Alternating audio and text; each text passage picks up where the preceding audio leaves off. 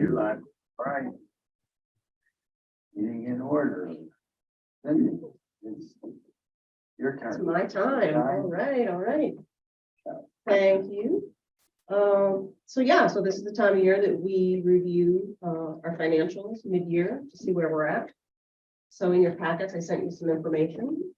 So I'll sort of go through the memo, which is a summary memo, but then I'll go through some details of both where we're at operationally with both revenue and expense. And then we'll talk about some larger borough initiatives. And then I can answer any questions anybody has. So starting with the 2023 general fund financials, it is anticipated that we'll finish 2023 with an unrestricted cash balance of just under $2 million at $1.944 million, of which $1.3 million is reserved to fund operations for the beginning of 2024. As municipalities typically experience a cash flow shortfall during the first few months of each year. That unrestricted cash balance of 1.3 is a 12% reserve. We typically like to try to have about a 17% reserve, but we're going to be a little short of that. Things end where we project them to end. So year-end revenue prior to any cash reserves transferred in through 12/31 is projected to be $10.8 million, which is about a 2.4% deviation from the budget. That's a 9% decrease from our actual 2022 revenue. The projected decrease over the prior year is mostly due to didn't receive the ARPA funds this year, which we've received the last 2 years. And I also projected a slight decrease from the prior year in both our real estate transfer tax revenue and our earned income tax revenue. So if we just take a look at the spreadsheet for the revenue, most of the revenue is on track for 2023. As I said, real estate transfer tax, we had originally budgeted $600,000 for the full year. We're tracking a little bit lighter than where we should be to meet $600,000. And that figure is just based on, homes that are sold in the borough. So I just decreased that estimate to $500,000, $100,000. Now we could get to the end of the year and we could deal with that, but I just tried to be slightly conservative. Same with our earned income tax. We're tracking a little late to meet the $5.6 million that we had budgeted. So I just took it down to 5.5 again. Maybe we'll make it there, but I just wanted to be a little conservative in those numbers. Really, the only other changes that I'm tracking for revenue is interest. The market's up a little bit, so I estimate that we're going to have some more interest than we had originally budgeted, which is great news. And then we had anticipated around $200,000 for building permit revenue for 2023, which has been our budget for the last couple of years, and we're just not tracking. There's a little less development going on, so we estimated that building permit revenue to be a little bit lighter this year. Things change, then that's all good news. And lastly, the only other thing I wanted to mention about the revenue side is donations. We had estimated that we were going to maybe bring in about $50,000 for the bicentennial. So far, we've only brought in about $30,000 for the bicentennial this year. I think we have a couple other things planned, but I'm not sure if it will generate that much more revenue. So originally we had budgeted a little over 11 million in revenue, and we're going to come in around 10, about 2.4% behind the budget from the revenue side. Does anybody have any questions on operational revenue? What are the implications of the 12% reserve projection versus I think it's the accounting standard once you have 17%? Right. Mm-hmm. Yep. The GFOA recommends a 17%. Yeah. Well, basically each year, we need to fund operations in the next year for the first several months. Basically we want to bring in enough revenue and have enough cash that we can cover our expenses. So over the last few years, we've been sort of borrowing from ourselves. Our expenditures have been budgeted higher than our revenues, and operating sort of like a deficit the last couple of years.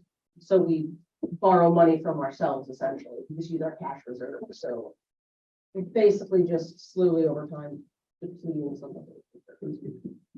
Put this in a situation. This year we're borrowing $2 million, and we won't have $2 million of borrowing.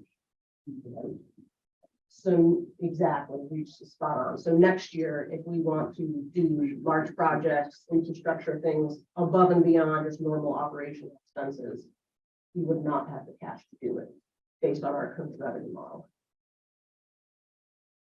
So are there any recommendations to the council as to how to turn that around? So Say, we talked about that more as we get in the budget season. The things we've been talking about, like actually explaining that we have to start looking. So we some part of the capital. Looks like there's about 640,000 in the restricted balance that is not part of that reserve. Is that just money that's slated for other things? So that is slated for, council last year did a resolution that's slated for, fire fund. For the fire, for the apparatus. Since council actually did a resolution, that money is like restricted for that purpose. It is restricted, exactly. That's why we take that out of there, absolutely. So yeah, Regis spot on. If we want to continue in the further years to do infrastructure projects, large. Siri has something to say about that too.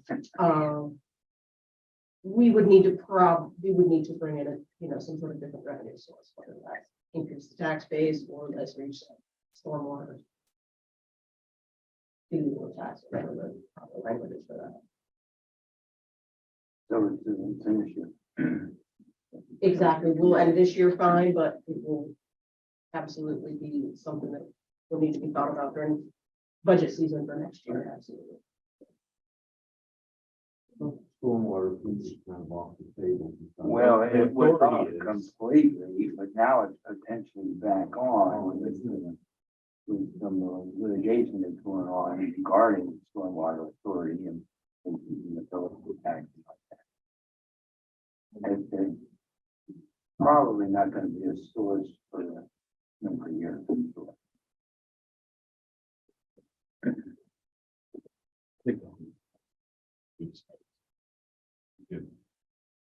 No, Can you just give me the update? I gotta ask One thing. sorry. yeah, no, you're fine. We just covered revenue so far. So we had originally budgeted that we were going to bring in about little over $11 million in revenue. We're tracking about 2.4% behind that at 10.8 million. Which isn't, terrible or anything operationally. We're projected to end the year, our cash balance, we're projected to end about a $1.9 million cash balance, which 1.3 of it is reserved to fund the beginning of 2024 operations. And that's about 12% cash reserve. But the recommended is 17% cash reserve. So basically, we just talked about next year, if we want to do infrastructure projects or anything outside of the normal operational expenses, we will not be in the cash position to do so. It's part of the reason it's down projected to be is the real estate transfer and EIT.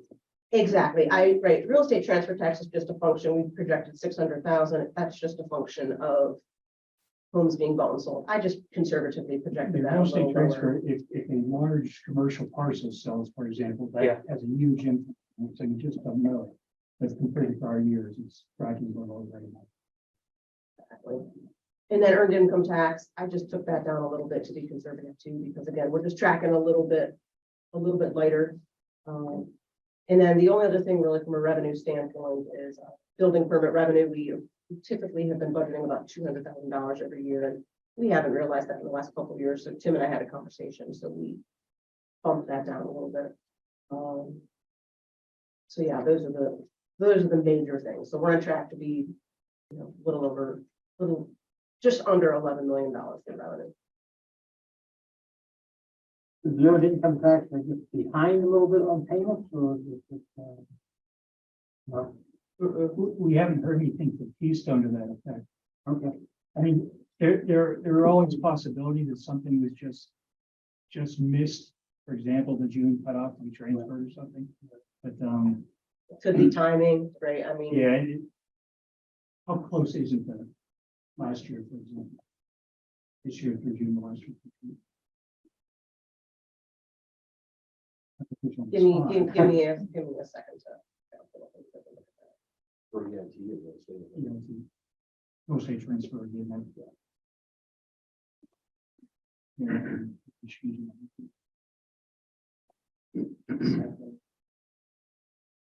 Will we get that one when we close? Yes.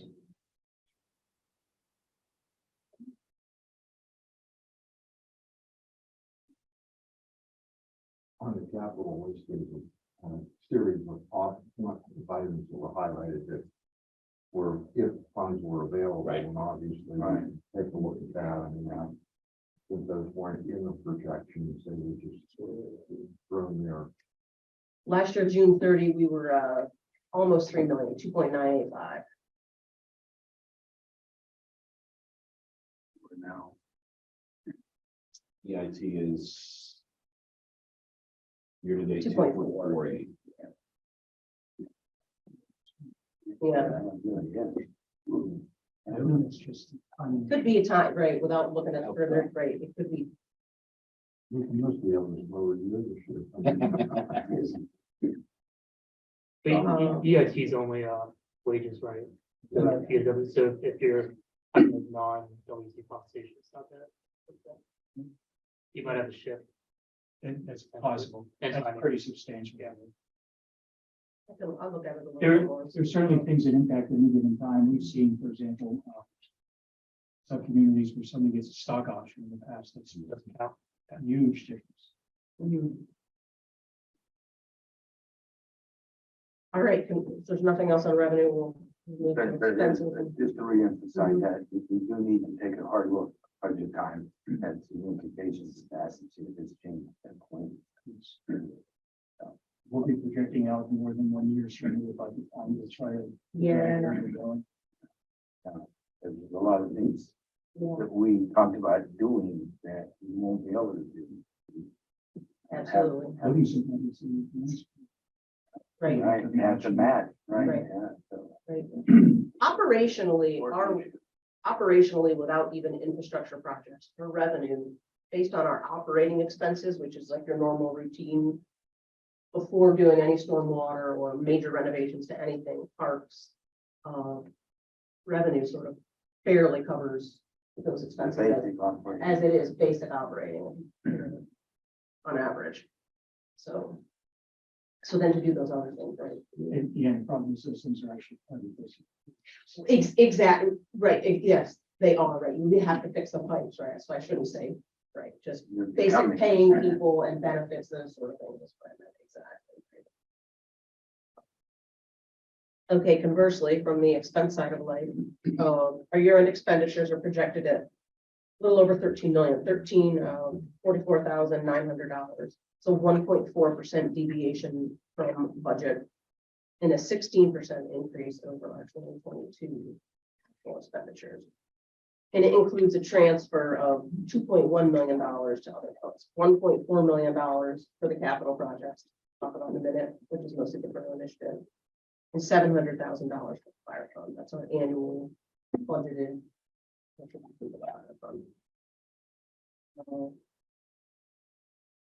The projected increase in expenses is mostly due to the assumption that we'll complete $1 million of MS4 work by the end of this year.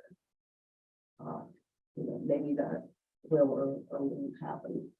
So if we look at the spreadsheet, just going down through the major categories of expenses, the departments, we're sort of tracking for most of the departments, okay, for expenses. The secretary clerk department is over budget by about $30,000, and that's due to mostly the full-time addition of the receptionist and the benefits. I think it's the benefits. The salary is slightly increased, but the benefits also. I increased our legal services are a little higher than what we projected, just based on where we're at right now. Right. That may or may not come to fruition. Road maintenance and repairs, I have us increased cost by about $75,000. I just get a little nervous sometimes with the cost of materials. Gary and I had a couple conversations about where we're at with, our construction materials and our outside services, but somehow those construction materials, the prices are never going down. So while we while we budget large numbers, and Gary really has that dialed in, that we get to the new year and the costs just increase, so. I'm hesitant to, decrease those or anything like that. We're over budget for our tax refunds, which was anticipated. There's been a lot of, tax refunds that we need to pass out to homeowners. So that's general expenses. Was some of that due to the property tax adjustment? It's all due to that. Yeah, exactly. That's what I call it. I mean, we only budget like $5,000. We passed out almost 15. I projected it to be 17, and it could be, I don't know. Nobody knows. Chris doesn't know. It's just a guesstimate, but that's not going to drastically impact us one way or the other per se. Any Most questions? of that was when people who purchased things over certain years. Received an increase and then it got rolled back. Exactly. That's exactly right. Yeah. Any other questions on any other general expenses? I think perfect. So now we can look at the Borough Initiatives document. It is the bigger document where we talk about some other things that we're going to do. So we originally approved of, Borough Initiatives of about $3.5 million for 2023. The general fund in Clover Hill, we're projected to spend $1.7 million. And the capital reserve fund, we're projected to spend $1.4 million for a total of $3.2 million. So we're going to come in slightly under budget for the large anticipated purchases by about $200,000. So if we just go down through them, just starting at the top, because they're big numbers, so it's probably important. For Clover Hill, for the golf course, Jim's already purchased some items. There's a couple pieces of equipment there that he's ordered, but we're not sure. He's not sure that they're going to come in. He's trying to check with the vendors. It might be 2024. He's purchased his big Keen approach mower this year for $68,000. That's already purchased, so that's the large item for the golf course this year. A couple other things may or may not come in. The municipal complex, there's still a couple garage doors that need to go on, but we've done a lot of the other items. We've got some new door locks. That wasn't On the golf course, the paving of the golf course, Mm-hmm. is that our cost to share with that? Is that the 45 pounds? Yeah, that's right. That's materials and labor put in there. Both. Mhm. Yeah, that's our cost. Exactly. The police department, they already purchased their tasers this year, came in slightly under budget. There is some cameras that we were hoping to put at the top of Lynbrook and Big Slippery Creek Road. I spoke with Sam and Walt, and they're still going to try to get that done maybe late 2023. That could maybe push to 2024 or something. Still be under budget with that. Yeah. I think that's good. From the IT side of life, we have a bunch of things that are in process that we're hoping to accomplish late 2023. One, I know of importance, is the fire alarm here at the Borough building. That's budgeted out of the capital fund for $45,000. Everything else is mostly to do with, upgrades to Wi-Fi, the networks, this room and the public meeting room. Andy's been working on those. And then upgrading some of the hydrants. That's about 50,000. Exactly. So that's all late 2023, which depending on where we're at, some of that could end up moving to 2024. From the public works side of life, Gary has purchased his excavator. It's in here listed as $60,000. It was actually more than that, but a bunch of it was covered from our liquid fuels money. I think we originally budgeted 154,000, 155, and it came in at 127. Actually came in under budget. Gary has two other things he's trying to purchase this year. Bucket truck, trying to buy that used. We had budgeted 70, but he's feeling more like it might be 80. Same thing with the compressor we'd like to purchase. Sort of running into the costs are maybe a little bit increased. So if you can't find something reasonable, I think we talked to you might push it to 2024. But I think the bucket truck, the one we have, that super old one, we really need the bucket truck, I think. It might become a hazard if we don't Yeah. get that, right? Or it's probably already a hazard. So parks equipment, there isn't anything large there. Jim is working on all that with some of the trailers. He's in process with the vendors. Nothing crazy there. The only thing is the wide area mower for 82 grand. It was approved for the capital fund. Jim's pretty sure that's gonna push to 2024. Then some of the larger projects for parks, the Acorn Park, the improvements.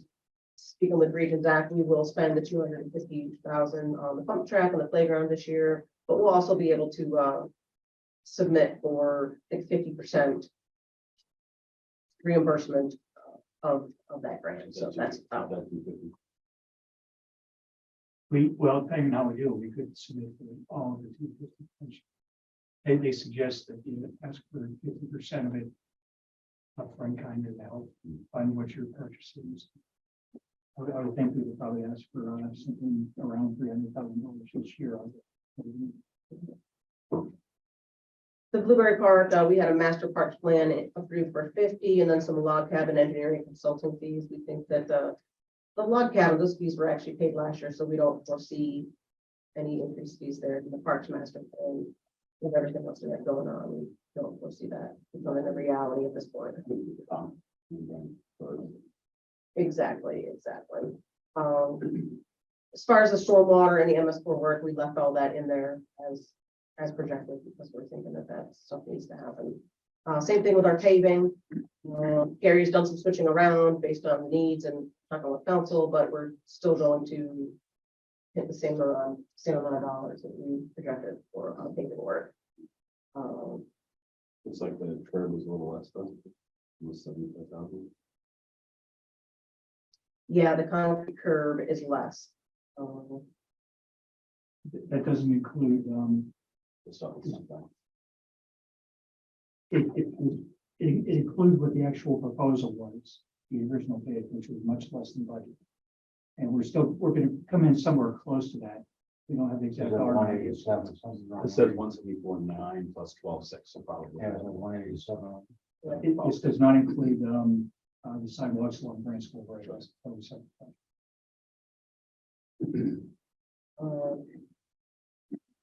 So yeah, so as far as the large initiatives, that's what we have planned.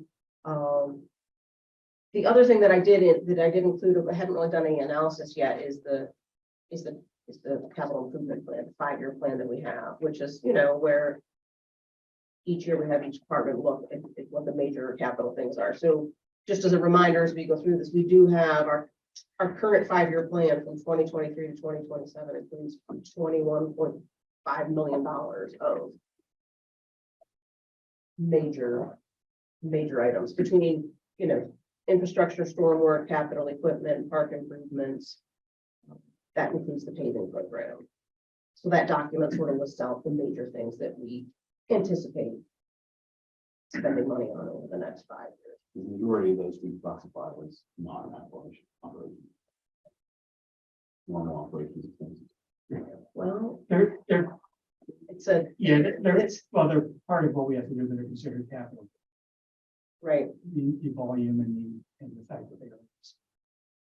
Now, on the bright side, since the MS4 program, they've extended the permit period for another 2 years. That 250 you see in 25 and 26, 250,000 now. We should have 2 years there. We really don't have much at all in the way of payments.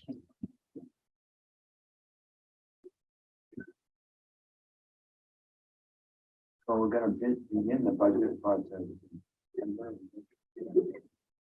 the budget That hearing, will be doing yeah, August. right. You'll be doing August here, we'll review it. we meet, the first budget hearing is October 14th, so. Yeah, so the staff will end up with August financials. Sorry, business operations through August. It's good, it's never quite far enough in the year, but we'll update that. As we go. Given where we're at and the uncertainty of the number of these numbers, could we get a 5-minute update on a monthly basis at the pre-meeting? Absolutely.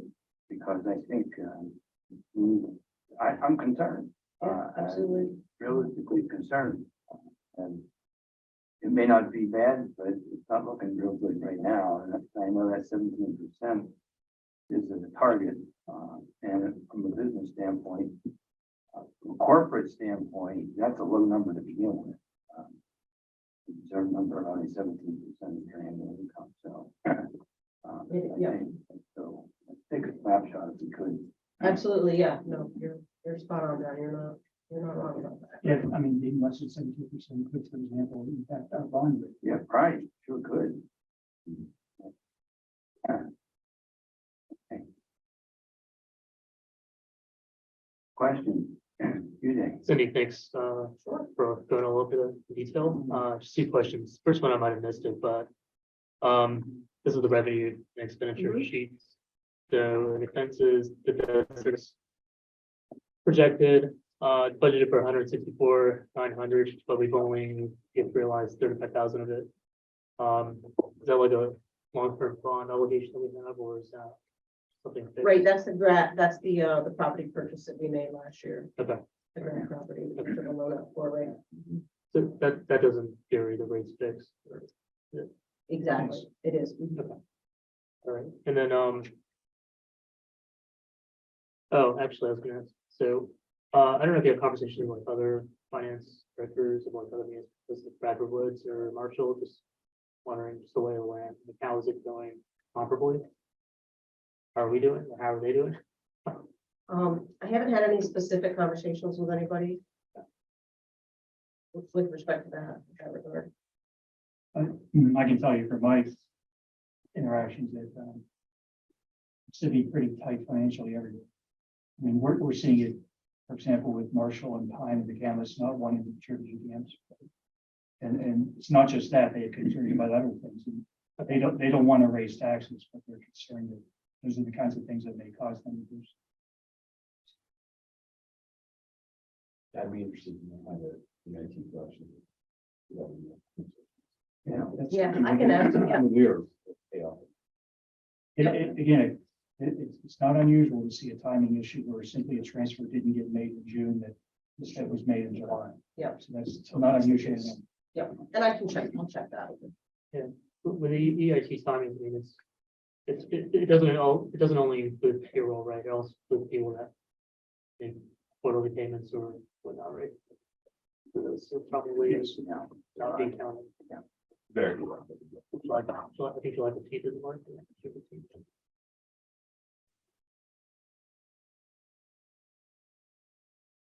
Question?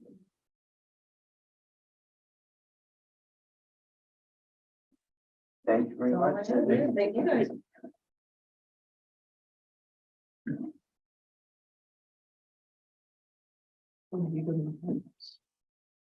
Tomorrow. Driving plans. Driving plans. Carefully. Right. Where is it? Rick. Oh, okay. I brought my water. No, that doesn't fill out. No. Well, we probably around. I didn't want to-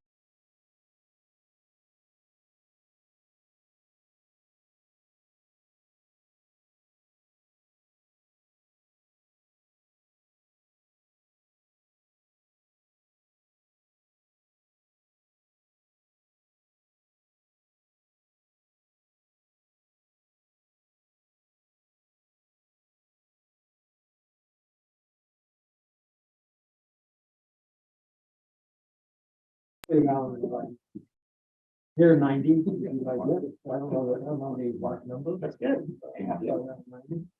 Okay.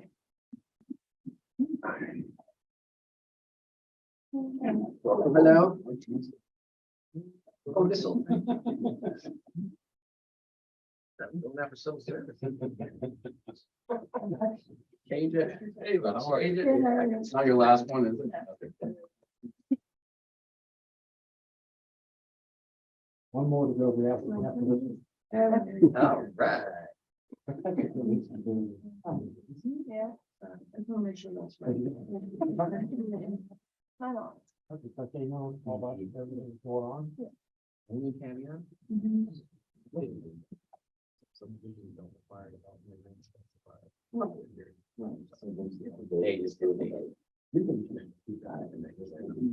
The resolution usually.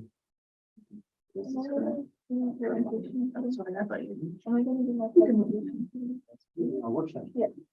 Yeah, that's the way it's set up. I prefer that. Can we compare questions? about- Yeah. Yeah, right. I'm just kidding, I want to ask.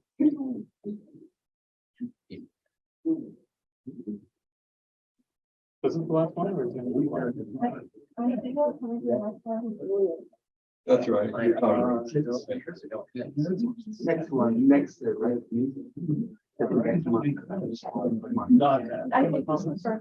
Yeah. Oh, okay. So Borough did it. That means this year. Not. That's how I don't. Oh, okay. Oh, good. You will have that for 4 months. 1 second. How much time did it show you?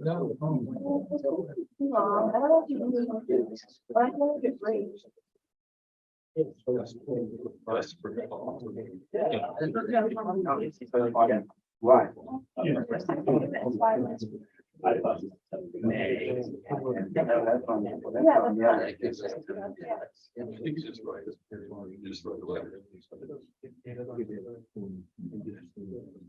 Just read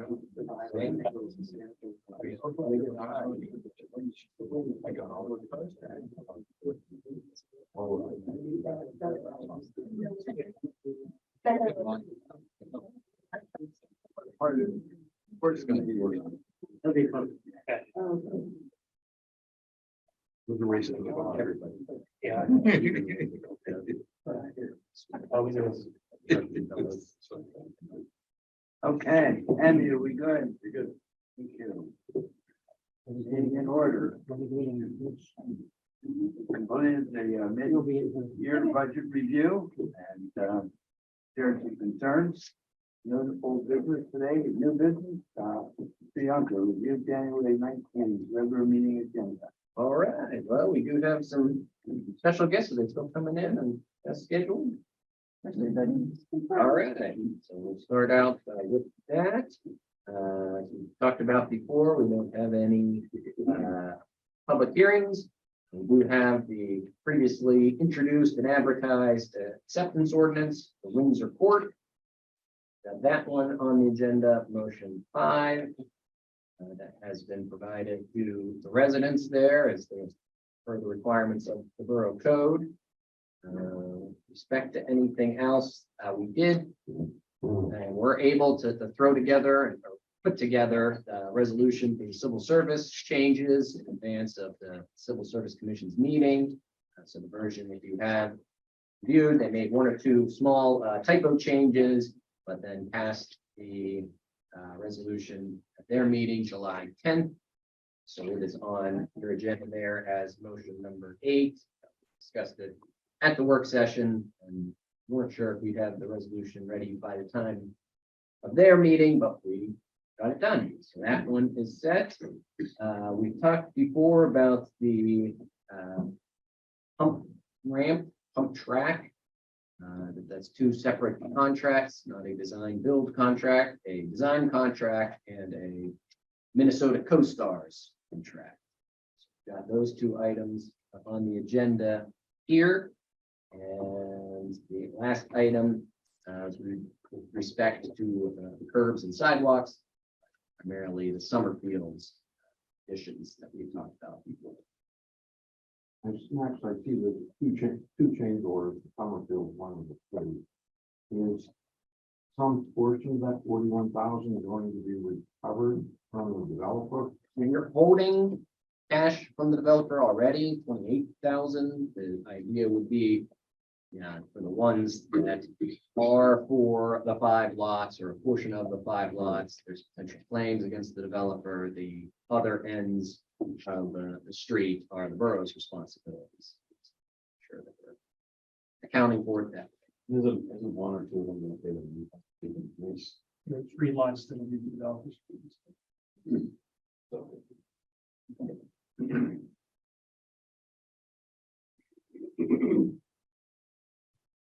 Other questions for Mac? No, no, this is a question. So there were comments from Melanie was on the joint planning. Is that typical to get a couple pages of comments? Yeah. For a comp plan, Yeah. yes, I mean, they take comp plans very seriously. I think we reviewed them, they're positive. Phrases, I do appreciate that Matt Treepold, who is sort of the new Kay Pierce, who does both ordinance reviews and comp plan reviews. And, if you see something he likes, he'll tell you. We're singing praises of the work that's done. So we've seen there's a couple of ordinance reviews in other municipalities, and for this one, that is a requirement that they provide comments. Taken or leaving, left. And the planning commission, just so everybody else knows, had a review of the comp plan on their agenda last night at a fair forum. We got the comments either that day or the day before, so there was not a lot of time. So they decided after discussion, Borough was there as well, to essentially table the final recommendation until they had a larger number of planning commission members. They had time to digest those comments, put it back on their agenda. At their August meeting, we've had internal discussions about some of the sequence and the timing. It's similar to a Saldo adoption in terms of these reviews and time periods and public hearings. But we're keeping with the advertisement for a public hearing in front of council at the August 16th meeting. The understanding that the planning commission should vote the night before on a recommendation, but even if they don't, if they need additional time or if they make changes, we are still on track.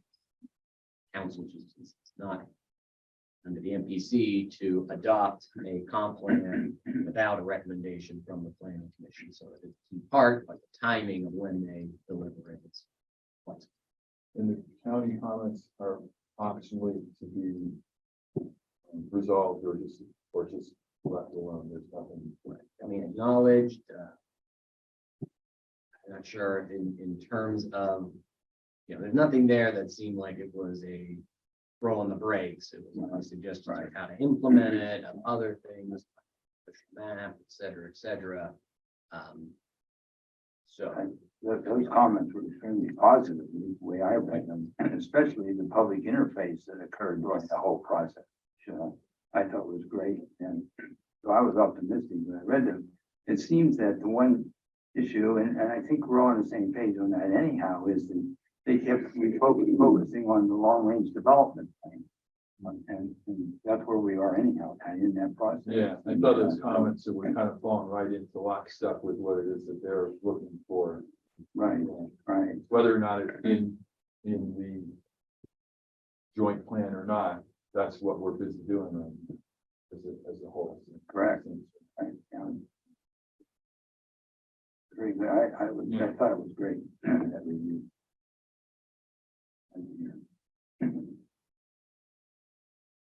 Other comments, concerns, questions on the agenda? Okay. Oh, yeah, I guess there was discussion about the sound barrier and having to do some type of a resolution. Is the time passed for doing that now, the resolution before the, I mean, how does that all work?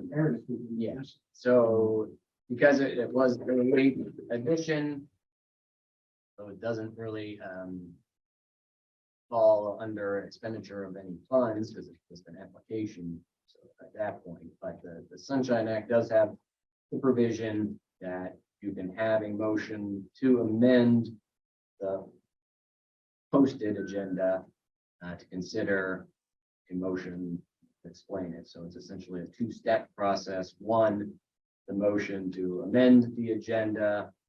You see public comment on that. That has to be passed by an affirmative vote.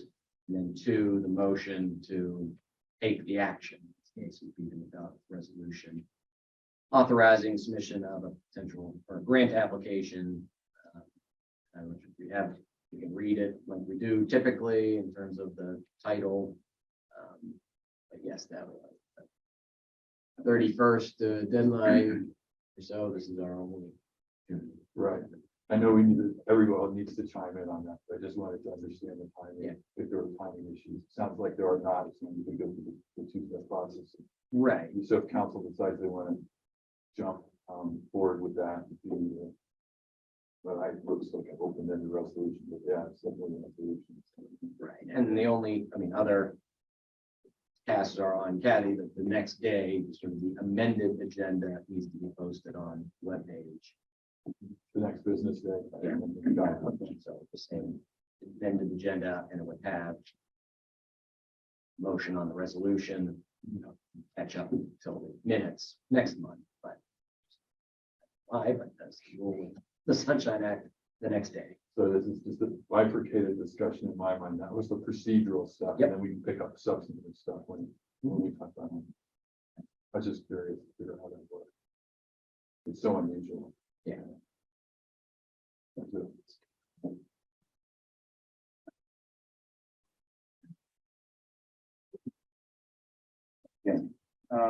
Manager report, cell and radio RFP. I provided a draft RFP for review. Max has provided comments. Have not heard from anyone else. Open to any suggestions or thoughts on the process? I have one, you mentioned police, EMS and fire. I think Public Works belongs in that too, if you don't mind adding that, because I think it's one of the communication links that's critical. It is in that first section. It's a missing. I didn't see it in the first section. Okay.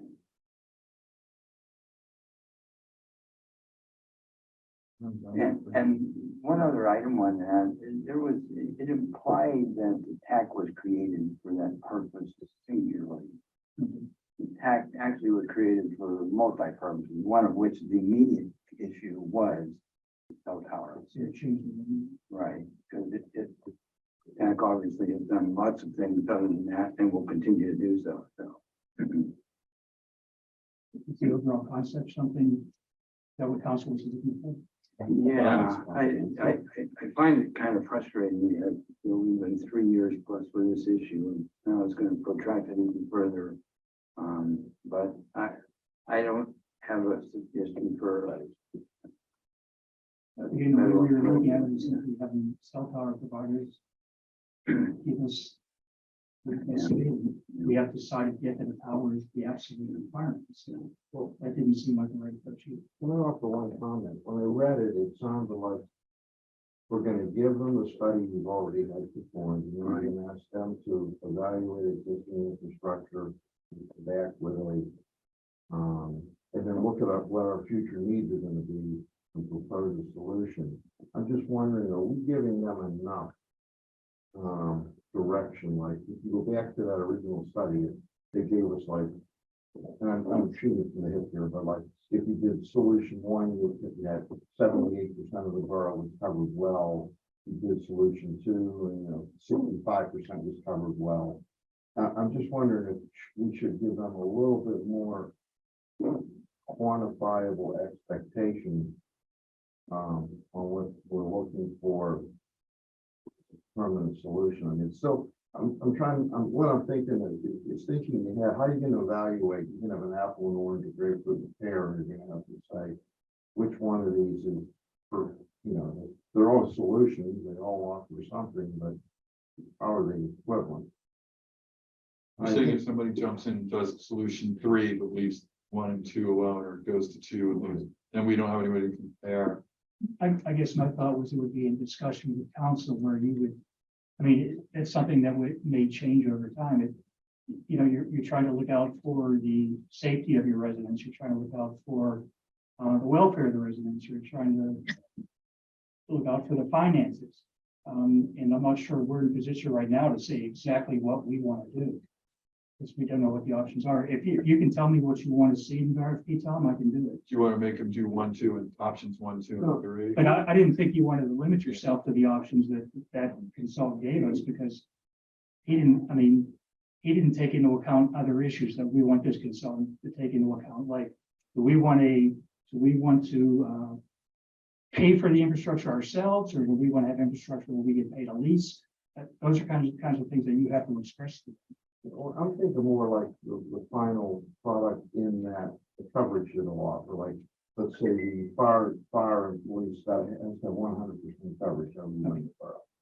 You know, in other words, outline at least what any solution they propose needs to include at least the following coverage. Could you provide me with your thoughts? Well, I mean, yeah, I think we can all sit down and say, what, take the RJM report and pick the best parts of that on the cellular and internet, and you know, look at the other things.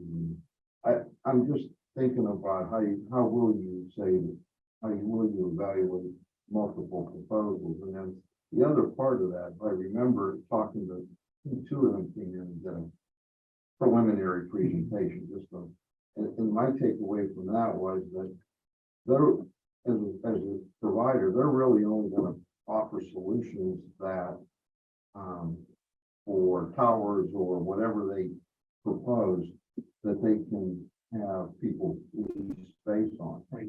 That's why we're using this consultant instead of them. Yeah, I mean, But the consultant also has to look at the feasibility of the infrastructure they recommend. If they're going to recommend something that no carrier is going to want to use, then it's a pretty useless recommendation.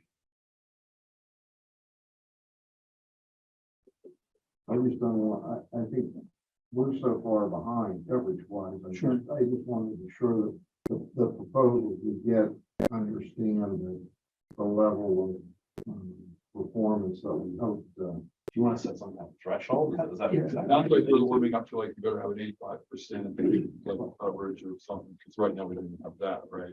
So, no, We're one of the worst communities. in Yeah. terms of that. Partly because of the topography, yeah, right. partly because the need for solar. You know what, I think we can come up with a good map on what we would like the coverage to be, on how to get to that coverage. There could be multiple solutions behind that.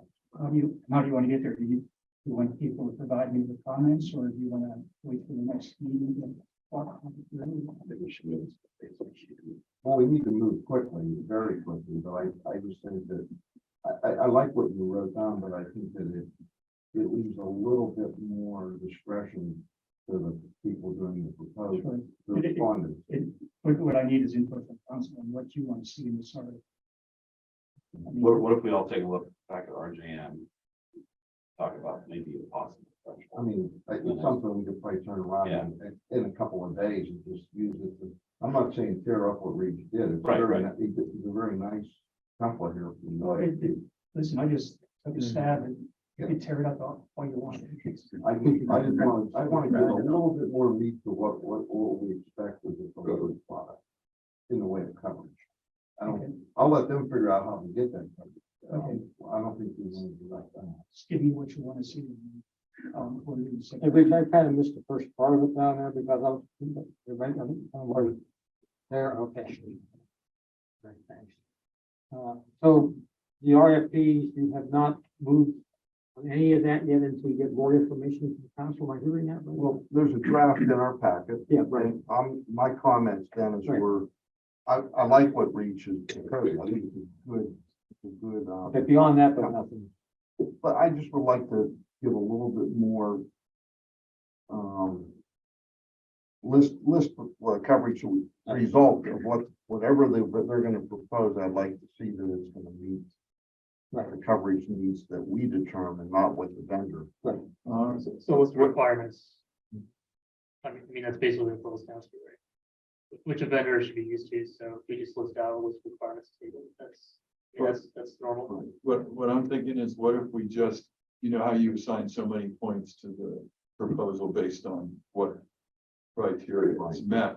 Could we assign a point value to how much coverage they finally provide to in their plan?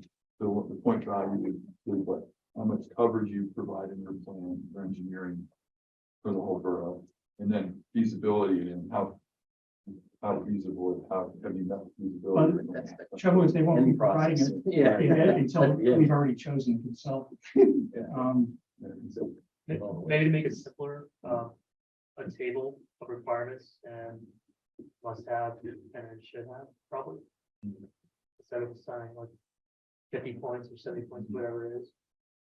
That way we can have it streamlined. Should we also in any way say that the prospective consultant has to disclose any relationships they have with cell tower providers or cell service providers? Yeah. I'm gonna need some help on doing that. It looks Because like, we are trying to find an independent consultant. That's it. We're simply looking out for that. Yeah. it looks like it's 86% for option one, 78% for option two, 62% for option three, and 33% for option four. So, I mean, if we wanted to set a threshold, I wouldn't, don't go below 78%. You're right. That's option two, Right. or But I think that's just cellular internet. isn't it? that's. We need emergency. Right, I think you're right. The emergency access, it has to be as close to 100% as feasible. Or maybe we just define, or we limit the number of dead spots to 10% or 5%, or I don't, I'm not an expert in this field, but I would certainly like to give them a little bit of something to shoot at when they're thinking of a solution. If they know what they have to accomplish, it might get them thinking in the right direction. You want to say above 75%, 78%? I mean, I think if you list the minimum requirement of emergency services as the threshold, and all the other stuff.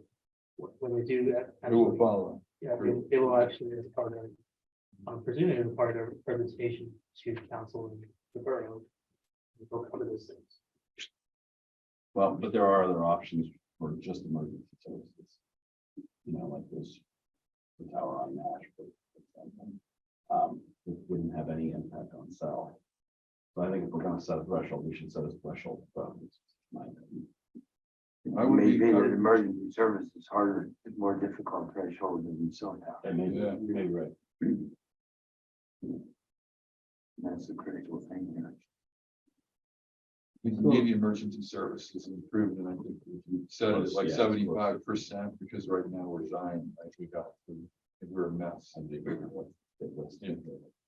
So maybe we can set the emergency service at kind of like 100% and then look at As other, soon as possible. Yeah. yeah, look at other options that we can have for the second coverage or something. That could be a lower threshold. Yeah, Yeah. cell, Because those other numbers will sell. Yeah. Option two is 78%. Option one is 86%. They ever spell out what percent emergency service is about. And what's their take on emergency services?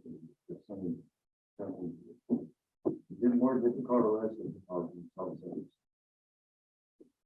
It would probably be more difficult simply because, you have to keep in mind that your cell coverage is gonna have the tops of the towers, which is your premium coverage area. So your emergency services stuff is gonna be about 50 feet below that, so the radiation area is smaller. So it's gonna be more difficult to achieve. We should have a higher percentage. Challenge. The one nice thing about the RJM study is it does include a slide where they select different areas and say these are the targeted included areas. So that would be, 30 instead. so there's that, which helps.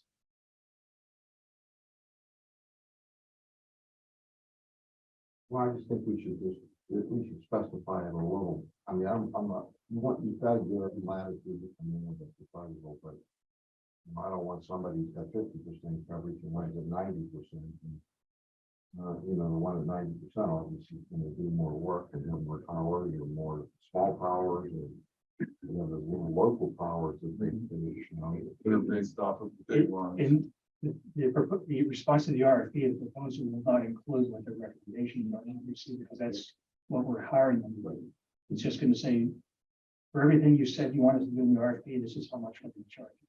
It's not going to be any kind of recommendation. And there should be any discussion. Right.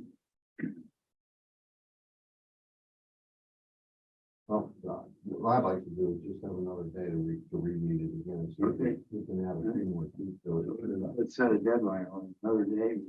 Probably. Yeah. Yeah, I'm at a funeral on Friday and on vacation.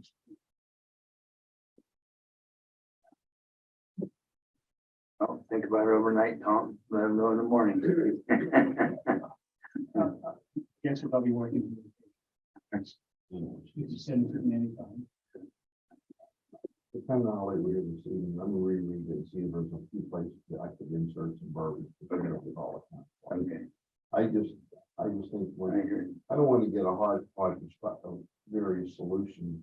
And that was not the right terminology, but I don't want to get all different things come back and we're going to say, well, that's interesting, but it doesn't do this, and this is interesting over here, but it doesn't accomplish that. Yeah, we have a matrix of solutions already. Our challenge is taking that and having the proper infrastructure put into that place, and we don't know how to do that, and I think that's the purpose of the consultant. And we also don't want to discount the consultants' knowledge of the industry as well. Right. We don't want to simply say, you've got this study is spot on, so you have to use the study exactly as it's written. Right, but we don't read what they're doing the study either. No, we don't, and that's why we're including this. We can take this study and Tell us where to go from there. yes. And their focus is not on testing, their focus is on recommending infrastructure based On on that that study. study. Okay, I think we're on the same page. And we're gonna make sure they reveal any financial connection with any carriers. Yeah. We need special language from that. What's out there. I need some wording on that. Their partners, affiliates, subsidiaries, or if they have any financial interest in the outcome of this project or any other projects with that carrier. Yeah. I think I don't want to beat the horse on this, but I think the solutions that RJM's come back with was, you know, 1, 2, or 3 larger towers, and then they came up with intermediate towers, and then they came up with local cell nodes scattered out. In each one of those steps needed better and better. I know one of the vendors that did come in and just have a preliminary conversation said, a lot of those small ones, you're not going to be able to sell anybody, and who's going to want to fund that. They don't want to pay for that. Yeah, we didn't ask RGM to take into account the financial No. implications, the potential growth in the borough, any of that. Mhm. We just said, where are we right now? Yeah, what's it look like? All right, All right, I will try to take a quick peek out of it. We're done. okay. Rochester Road Crossing at Old Orchard Park. Okay, I contacted PennDOT to ask if we could put up park entrance signs on Rochester Road. They came back and said we can, and further, they scheduled a meeting with me, virtual meeting where there were 5 people from PennDOT on the call. And they said that there's nothing that precludes having a crosswalk at an intersection. As long as we get the sidewalk on both sides of Rochester Road extending to that intersection. They have no problem with us putting a crosswalk. Well, it should be where we can. Rochester Road. Old Orchard Park. And that's really good news. Intersection without a stop. The intersection is what's the street across the street? Ben Franklin. Ben Franklin. So there will be a crosswalk from Ben Franklin over to our sidewalk at Old Orchard. And they've been asking for that too. I guess there's kids and For a parents long, going long over time, for a right, lot. right. So this I would mean, be, it's very busy crossing. this back. would be a great. I thought their policy was that they had to have a stop or a They- larger sight line. They send me flat out an intersection. Wow, okay. But that's really good news because we've been trying for this for a long time. So Yeah, we need to figure out how we're going to extend sidewalks to get to Yeah, right. that point. So Well, I think on the Franklin town side, that would be the homeowners association, would it not look at that. And I don't know how that was left. I recall from the last time we went around on this thing, and that's pretty much what it was. Sidewalk. They would have to look and see if that was the end of the responsibility where the sidewalk is now or. optional stuff. It's not far from. I think it turns on to. It turns on to Ben Franklin. It doesn't go all the way to Rochester, so we would have to extend all the way to Rochester. It is, it's down the road. Oh, it is down the road? I mean, it might be 6 feet short. Is it on the side this way or the side? It's Definitely not towards the Cam- church. Campbell side. Or the church? Yeah, and that would be, I would say, turn it up towards the development and run it up the hills as far as you can. Right. That way you can get a further sight Further line sight line. to the corner. Because that's the blind corner, that's a bad corner coming up from the campus. Yeah, you're right. And we'll be responsible for installing the signs. They will tell us what the specs are in those, and they will need an HOP from them, all that good stuff. That's really good news. That's good. Yeah, it's really good fun. Okay. Grant application for I-79 Hey. sound study. That a conversation. We have until July 31st. As far as the waiver of the 30% municipal match, I asked the gentleman who's on the CFA board if through that would be waived. He said, well, I've heard discussions that at times that's waived, which wasn't the most positive response I expected. What it looks like is this is a very competitive process and the board decides who gets waived and who doesn't. I think you have to show hardship. But to apply, you have to show that you've got those funds available. So if we apply for 3 million, we've got to tell them right now, we have 900,000 available for this project. We've got to send a lot of the financial statement and we have to state specifically, we have it in cash. Unless we have a bank note already, that's going to fund it. So that, and getting everything together, including again, detailed specs, since we can't just apply for a study, but also have to apply for infrastructure construction as well. If we apply for the study too, what we're basically saying in this application is, we're applying for a study to find out what we need to do, but in the meantime, we're telling you, we're building this exact wall at this exact location. And the detail also include how many bricks are in it, at what unit price, and all those good things. Again, we have to find an engineer and do all that by July 31st. And we have any idea what that's gonna cost? I would guess it's $5,000 to $10,000 for an engineer to drop everything and do that. I've reached out again to Trans Associates. They've given me a contact for a sound study engineer who they said could head up the operation, and then Trans will basically be a sub to them. But both engineering firms would have to get proposals to us. And we're not in position to negotiate a price. They're just going to tell us what they're going to charge us. We also have to get PennDOT to specifically tell us that they approve of us building a wall on the right of way. And I don't know if PennDOT will do that unless we tell them exactly where we're building the wall and how we're building it. So as far as the waiver of the local match, the extended feeling is that's a good program and that a good possibility it will be, but there's no guarantee. But again, there's no guarantee we're going to get it this year either. So it kind of left us in a, it's a huge project that we have to throw together in 10 days and show that we have $900,000 available. We don't. I mean, not just in the budget. I guess, I think you got my email today regarding on that. I don't know where this wall is going to be. And it's potentially 4 miles long. And so I guess the question is, number one, do we really want to try to do something like this before the end of this month? Really not think through the implications and define what we're trying to do and where we're going? I don't think we should. And I don't think we have them. I don't think we have $1,000 to say here's what we have. I think we should take our time. Max, is the borough obligated to go through with it? Meaning, yes, you have to show that you have 30% of the funds, $900,000.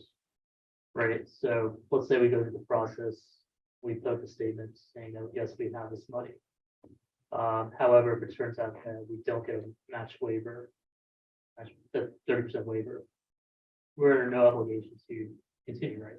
No, I think we could turn down the grant. We can turn it down. And if we apply in the future. Our credibility is a little shot. Yeah, they'll take that into account.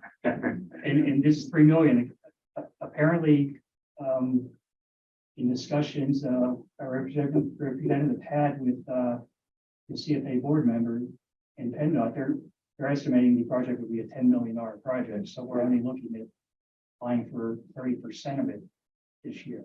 So this is going to be an ongoing thing that we. One concern with an application, that no, it's not binding on everything else coming into place, but usually there's a, unsworn falsification to authorities notice at the bottom that you're submitting everything that's true and accurate, and that the governing body, like a court, is gonna rely on those representations when they make a decision. Turns out. Also, if something wasn't true, then that can put you in the jackpot. But to the other question, I mean, in the steps of the process, if you're fortunate enough to be awarded, there is a grant agreement that is presented that needs to be signed and authorized. It's authorizing resolution where it says, yes, you can sign this if you get it, et cetera, et cetera. And there have been times when somebody's looked at all those other terms and conditions in there and says, ooh, this is more than I thought, and I'm just gonna decline and then rescind the award. Yes, that can happen, but it does not good. And it's That's separate and apart from the issue of that you're pointing out the certification. I got $900,000 to match $3 million. And I've got a bank account where it's sitting right now with earmarked funds. If that turns out not to be true, that's a whole nother issue than just, I don't really want this ran out. Part of my concern too is them saying, just apply for $3 million. Because now we're trying to shoehorn a project into $3 million. And okay, how long and how tall does this wall have to be to get us $3 million? Until we have to decide where on the highway we want this wall to be, because it's not going to cover every area you want to cover. So council's gonna have to tell me exactly where you want this so that I can give some guidance to the engineers. So they can then determine how tall it has to be. And We have no expertise. That's gonna.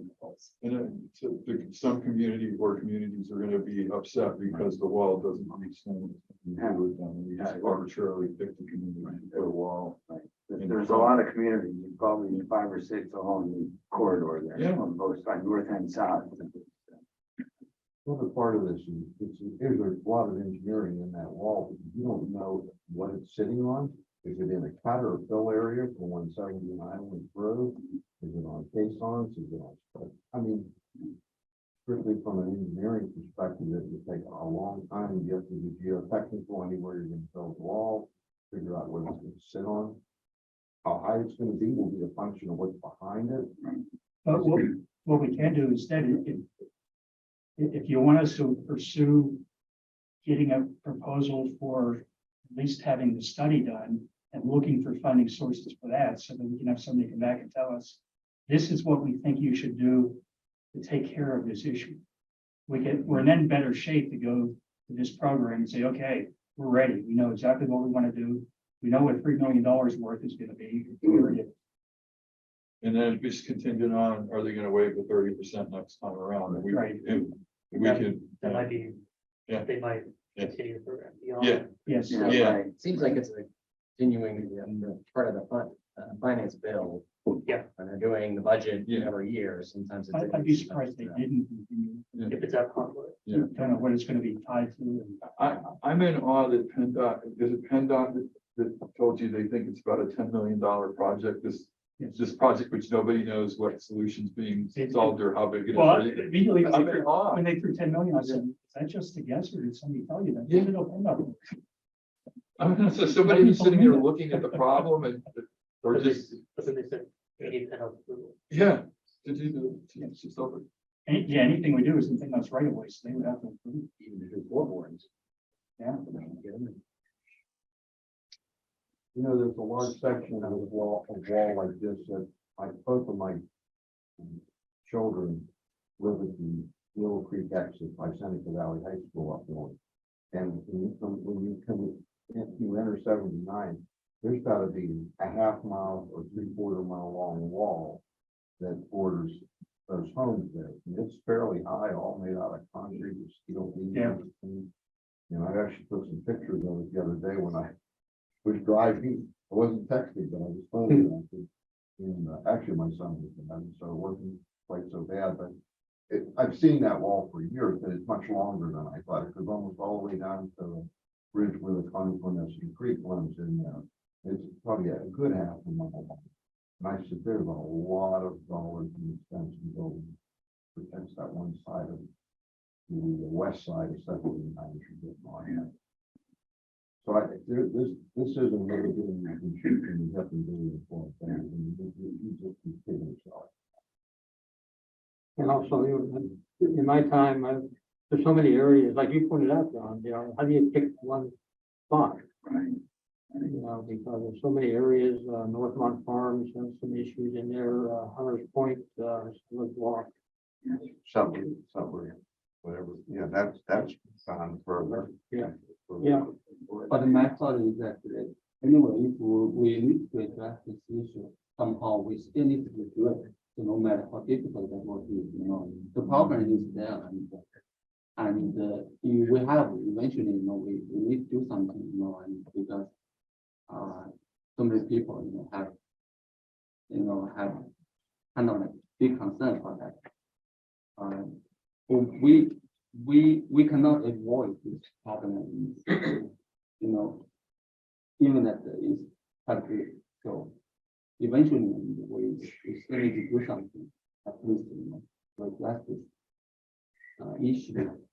So, and to pick which area, And those grants do open up next year in March, so that's, yeah, so that's the time to really reconsider this. And you're suggesting, let's go find out the scope of the problem and the. Yeah, let me talk to the sound engineers and find out what they would propose to do to help us figure out exactly where we need to tackle things. One of the comments made in that call I had from one of the folks was that, well, there are stretches where you can't see houses, therefore they must not be impacted. That's simply not true. The sound and sight are two totally different things. Yeah. Right. So, we need to take a look at this because I don't think you want to leave anybody out. No, I don't think we can leave a single residence community out if we do this. It would just be completely arbitrary. Yeah, right. Can't do it. Yeah.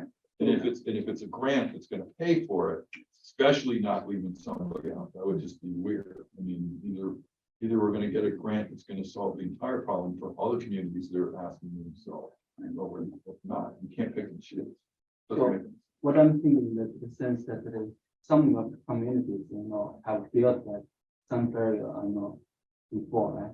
So, and on the 79, so can we reach out to those communities and ask and what What the process looked like. And how do we go about tackling the problem. taking, Yeah, how to Yeah. decide which area. Yeah. Right. I think you find out if there are any local communities that actually build walls. Yeah. PennDOT will build a wall if they're doing a major improvement, and that major improvement will have an impact. That's the only time they will build it. Right. So I've got to find out if there are any municipalities in it. Right. Is there a major improvement about to start? They will tell you that simply moving that ramp from one side. You reach already asked. Sam did the walk.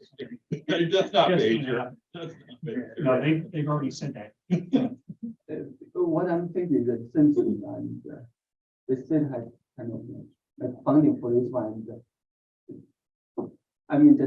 there will be some communities that had, built a wall. That's what I'll have to find out. Yeah, I just don't know if. Yeah. I've never talked to a manager who said we build a wall along Yeah. a state highway. I've just never heard it. But maybe there are some that. yeah, because what I'm thinking is since there's a funding for this kind of thing, so that means, probably some community have. Somebody took them up on the offer. We just If, figured out- maybe we can keep working on it.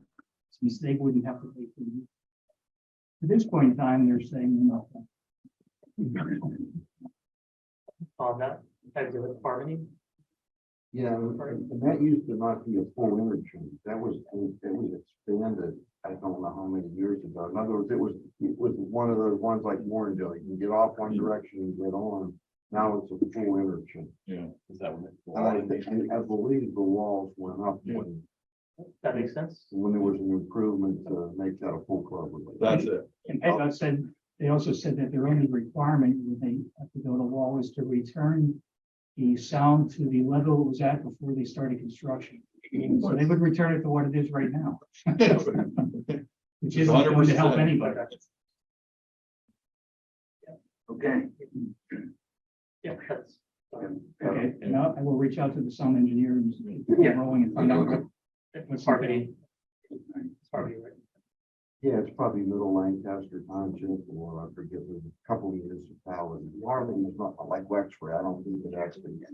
Oh, it's one of those, okay. Yeah. Post offices. Okay. Wedgewood sidewalk update. Okay, we went out and measured that, piece of sidewalk that's on borough property. We got estimates from Sean if we would outsource it, an estimate from Gary to do it ourselves.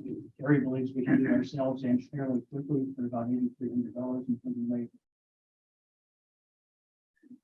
And we could do it fairly soon. For that price, that would be the connector on Wedgewood. Now, we've got the sidewalk that comes up and just ends there. Right. Sidewalk on the other side of the street, but people walking it and have to cross, and it's at a bend where it's kind of a blind bend, and they have concerns that they've seen kids crossing and cars racing around the bends. I think we need to connect this line. Seems like we should. Don't you? The residents, It's a sidewalk to nowhere right now. And the residents have already stated the HOA will clear that, and we're gonna come in, it's not our responsibility. the resident will take over. They just sign They've off. agreed. Yeah, they'll sign off. Yes. They I sign off. think we have to do it. Yeah, you're good. Okay, We'll get the everybody's good. Go.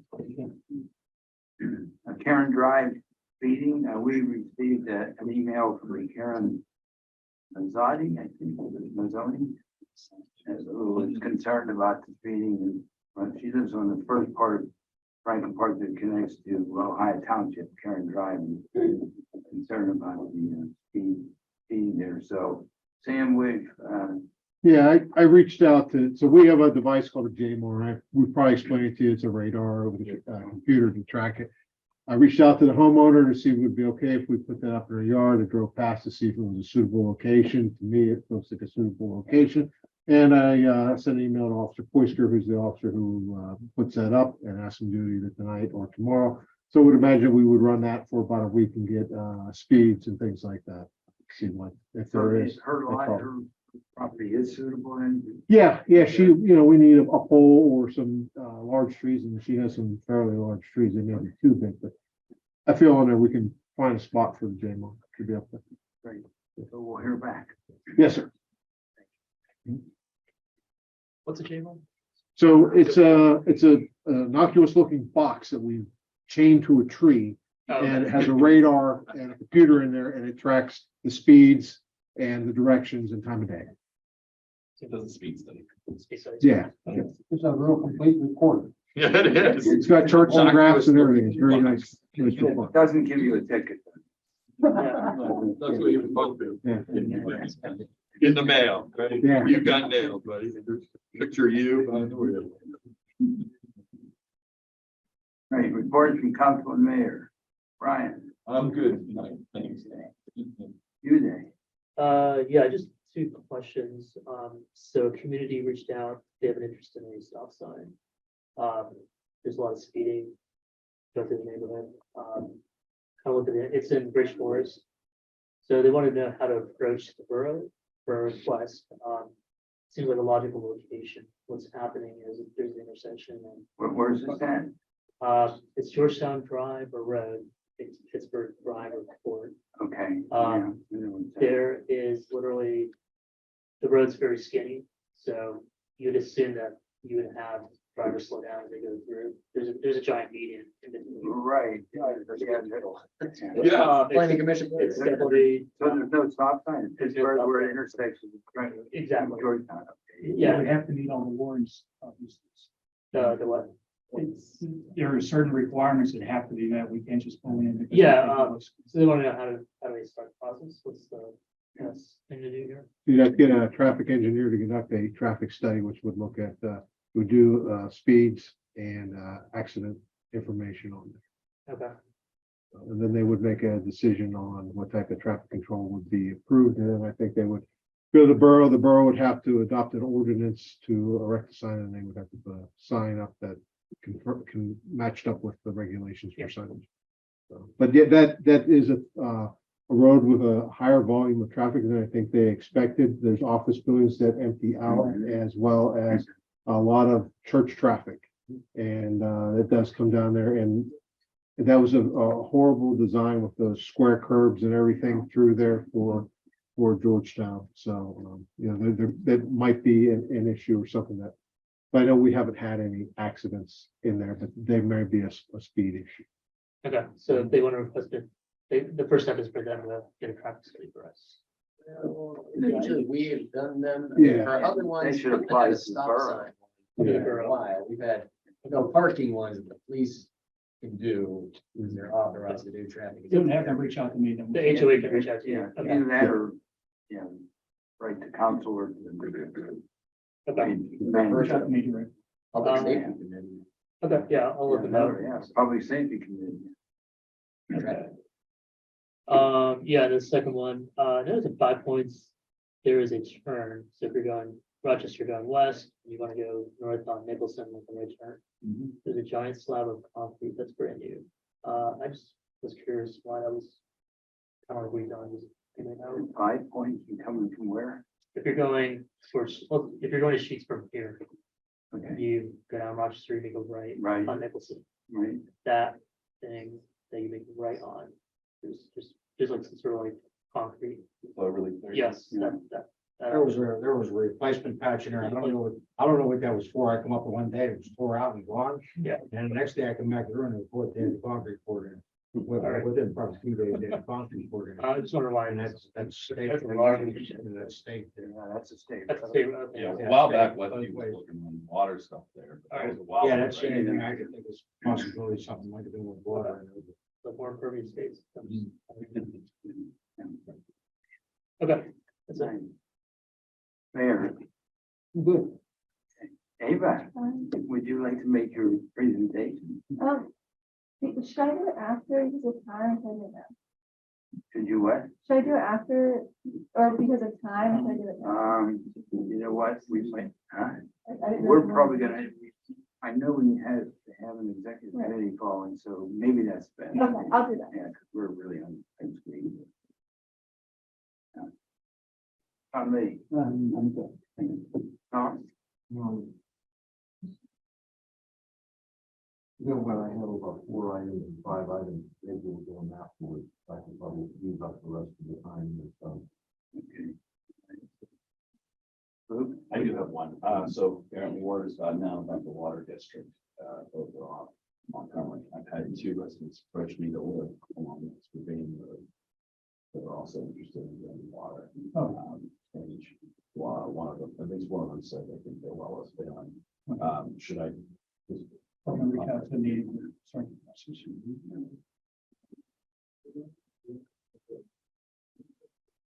There's one of you. It's right there. Oh, it is. A lot of D, and they got a quote.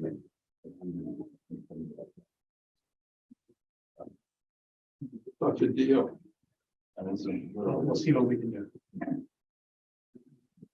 Okay, I do have a couple items. We have 9 minutes. No? This critter says not. Yeah, that caught wrong. Mine says 9. Mine says 6. It's both things. All right, I'll do mine afterwards too. Okay, we're ready to go outside.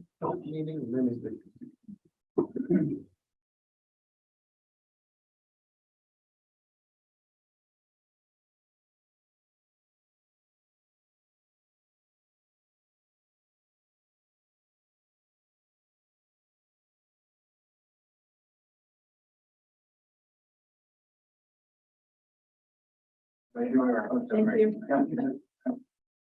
Certainly. That's important.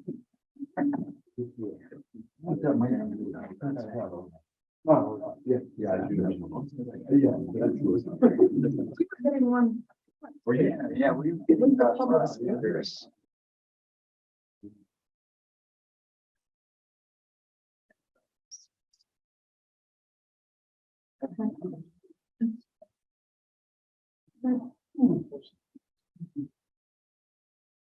Okay, back on continuation of our pre-meeting, and I think we ended with you, Mr. Lindsay.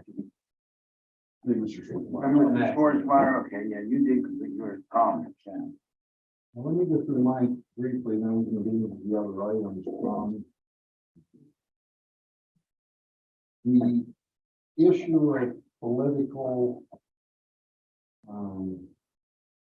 literature and handouts at borough events. I talked to Max about it briefly yesterday. I spoke to John about it. And I only bring it up tonight because I know there's probably going to be some political candidates from everywhere at the first night. That's 2 weeks from yesterday. What happened at the festival in the park was a candidate that we did not notify, happened to be a Republican candidate, came down and set up 2 chairs and was passing on coloring books to the kids, and he was escorted off the property. His stuff was loaded and was taken to his car. The question is, what are we going to do if somebody's walking through over here, and were we really within our rights to escort him off the property? So, Tom, you and I worked. We on this worked before, together. right? Yeah, and I saw you did exactly what our agreement, so I imagine we just have to do the same thing if it's a borough event. And we're trying to depoliticize it, right? This fellow, I forgot all about it. I mean, What happens, there's people everywhere, right? You have to get emails to them somehow. it could be a federal judge, or it could be somebody running for attorney general comes out. We don't even know they're coming, but we did not notify this individual, not on purpose. We notified everybody that we thought, the school board and all the other candidates, but this is one we missed. But the question, I guess the bigger question is, if somebody's walking through an event and they're handing out cards in that, are they within their rights? Yeah, I guess it's up to Max. I mean, this is a tough question. It is very tough. Yeah. And it is, I think, when we first started talking about this years ago, the phrase fraught with peril came to mind. And at that point, I don't even remember what the discussion was, but it was just sort of a handshake agreement by both, committees that they would not have booths at the, Yeah. they wouldn't sign up for one, they wouldn't have them, wouldn't maintain them. I mean, I somewhat view, at least what happened more along the lines of, I had some issues. oh, no. Well, I had. I told you. So, what we're dealing with is, one of your core freedom of speech issues in one of the core protected areas, streets, sidewalks, parks. But you've got the layer of order and you're trying to, maintain public safety by having, the people that have booths or are selling items have been vetted, have filled out forms, paid their fees or otherwise. I see more of the restriction of being sort of no unpermitted booths, not so much that you're a candidate and you're politicking and you're sitting there. The issue is really that can only occur through this process at a booth or something else. It's the way you really got to think about it is forget what the actual content was, like what is the rule across the board. And if somebody was doing something different that wasn't political, would the same type of actions be taken? So if random, hippie that was here for the Dead concert just rolled in and set up a table and started selling tie-dye, do you have the ability to talk to them and tell them to stop or move? Is it, somebody else handing out, whatever, a local business owner handing out coupons and menus or something like that? So that's how you got to kind of think of these other restrictions.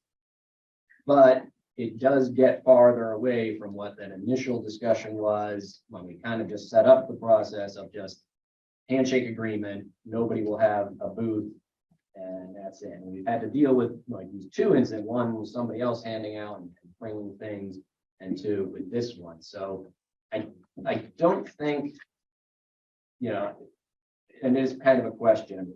If we're gonna sort of stick with that process, it's gonna take some more study and research. I'd even suggest I know sometimes it's heresy, but reaching out to the ACLU, which has been helpful in other municipal issues. We worked with them on the political sign ordinance. They brought concerns to our attention. It took a long time to get through them and figure out what worked. They took the position of, well, we know you can have some limits, here's where they are, 9 PM, not 5 PM, things like that.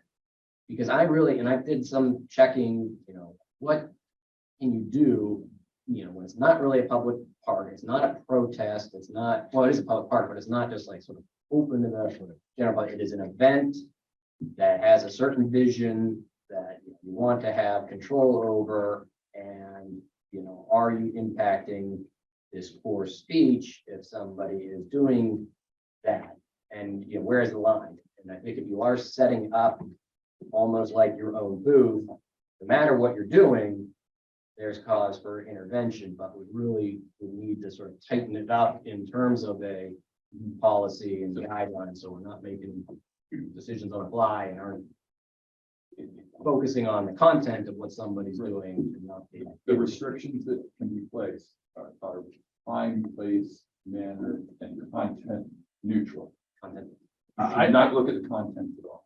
I think we can solve the whole issue with the festival pretty easily by letting, in my opinion, let them have the booths. Let each party have a booth. One Tell them- booth, and that's where all your candidates Has to go. be Don't restricted wander to that off area. randomly and start You want to get setting up a something out? pop-up or something. And get something out, give it out at the booth. Right. In terms of the first night, Again, they can't. can set we a just pop-up. ask the parties not to publicize it? I mean, it's not. It's not, I didn't think it'd be somebody walking through with a bot, I know last. Last year, both state house candidates. They had what? I don't know, they were here, I mean, Does anybody care about it? I mean, is that really, No, I don't think that, I mean, I could. Do they? Yeah, so I just want to ask, like, Yeah. so I was out of town, so I was at a festival, but if the person had not had chairs and like a pseudo booth, and they just happened to be aimlessly walking around and talking to anyone. That's the. They had that's tables and the boxes. What we didn't want, I mean, and But they're. but that is very tough to put in place, because that is going to the content or the activity. You don't want that. We don't. we Right. don't- True, but I mean, it's one of those where, yeah, they are kind of that is their ultimate motive. But at the same time, they're not really, that's not the initial setup, like there's no booth, there's no chair or whatever, they're just citizen that just happens to bump into another citizen. They Yeah, have a conversation, they're like, oh, by the way. I don't think anybody at the party was walking around, right? It was, No. it was setting up a chair with boxes. I know, and but handouts. I'm just saying, they're gonna have a chair policy. Yeah. Otherwise. Yeah, no, I think everybody agrees it's okay. Hardly anybody's gonna interact in that way at the festival anyway. Just, well, I mean, Representative Venkat was there the whole afternoon. absolutely, but he's 6'7". I mean, you can't miss. And I chatted with him, I mean. Yeah. Yeah, I talk to him every time I see him. Right, I mean, yeah. But he didn't have a stationary position. He was That's walking right. around. Yeah. So like the first night that's happening in 2 weeks, I mean. And it seems fine if people are responding through like candidates. I'm talking. Yeah, there's no ban on, candidates attending or anything else. And the only really way sort of address it is tie it into, like at the festival, the requirement that you go through the process, and whatever insurance it is, if you're selling food, blah, blah, blah. First night, more informal. I don't think you have vendors in. We'll have like Guardians. coming, right? Not even those guys. Yeah, because we've been so busy with, I mean, not busy, but we've been so full with the fire company and the police that we don't even have room to bring in outside. Yeah, previous. No, it's so informal. Probably rec have a booth. Yeah. Yeah. So People walk around with a button, like, paste it to them, paste it to their like. Yeah, I just ask pocket. them not to get If somebody wants to talk right? to them, they'll come up and say. Yeah, I mean, you can envision somebody, coming in with a sign and putting it there and posting up at some point, but it could be anything. It could be that Guardian comes in and they're unannounced, or it could be, sheets or something. And just need to be consistent across the board and not sort of be, well, you're a campaign, so You can't do that. whatever you're doing, it isn't allowed. But all of this, to be said, is probably, there are a very fine line that we were comfortable when it was that sort of handshake agreement. You know, if we want to get more serious about it, would suggest some more in-depth research and time, consulting with others. Or the idea is sort of just go back to the way it was, and do that. Are there tables set up for like rec boards there? Just the rec board. Just the rec board, nobody else. And that's where they're now? The environmental committee there. Yeah. Not. First night, no. So they'll have a little table with a wheel when they give out tours. And there's the fire department, EMS, police, and public works. So like, so. It's basically related. Right, Yeah. right. It's all, first night, it's all Borough. All Borough. So does that become a public forum? I mean, that's. We don't It's know. open to the public, it's here I on think it's a public public property. forum, yeah. You know, no, you don't come into the borough building and the garages that night, unless it's this type of event. Yeah. But that's the, you know, the issue, those time, place, manner restrictions are mostly for protests, you know, and, you know, reasonable time, place, manner. Yeah, Do sure. not interfere with that when the park is just being used as a park, not when there's an actual event that's sponsored by the borough that, you know, has a vision for how you want to conduct it and what behavior you think is appropriate or not, or how much control over It's time for participants. Well, let's just do this. I'm not gonna do any, for first night, if somebody walks through, let them walk through. But I think we should really have a policy for the, definitely For the booth. Here. For booths. We give them a booth and we tell them, you know. Each party. Each game party can have a booth. You can't set up 5 chairs and all your signs over in another corner. You have to be in the booth if you want to be part of it. Yeah, That seem reasonable? I think it's good, Tom. Makes I mean, sense. you know, I saw Robert Fury just had, it was one of the townships, Pioneer Ridge one had something like this. And he had a big, he personally. First, we had a booth, yeah. And so most of them do this at these community events. It's Yeah. not, Yeah. McCandless has it every year. It does. So I mean, this is, we're probably only a dozen allow it right now. I would say that it would be content neutral, time, place, and manner restriction, perfectly fine. If there was a booth, and each candidate had to go to that booth to hang out, right? And there's a rational basis for that. You know, make certain that there's this. Yeah, but that, somebody's going like off the booth and just handing out something, what do you do? Just send them back to the booth? It's, That's one of the, one of the. Because they're clogging up. One of the thought processes is, one of the thought processes out there is that it's public property, and they can come on and do whatever they want, and if we try to restrict anything, we see all you problem.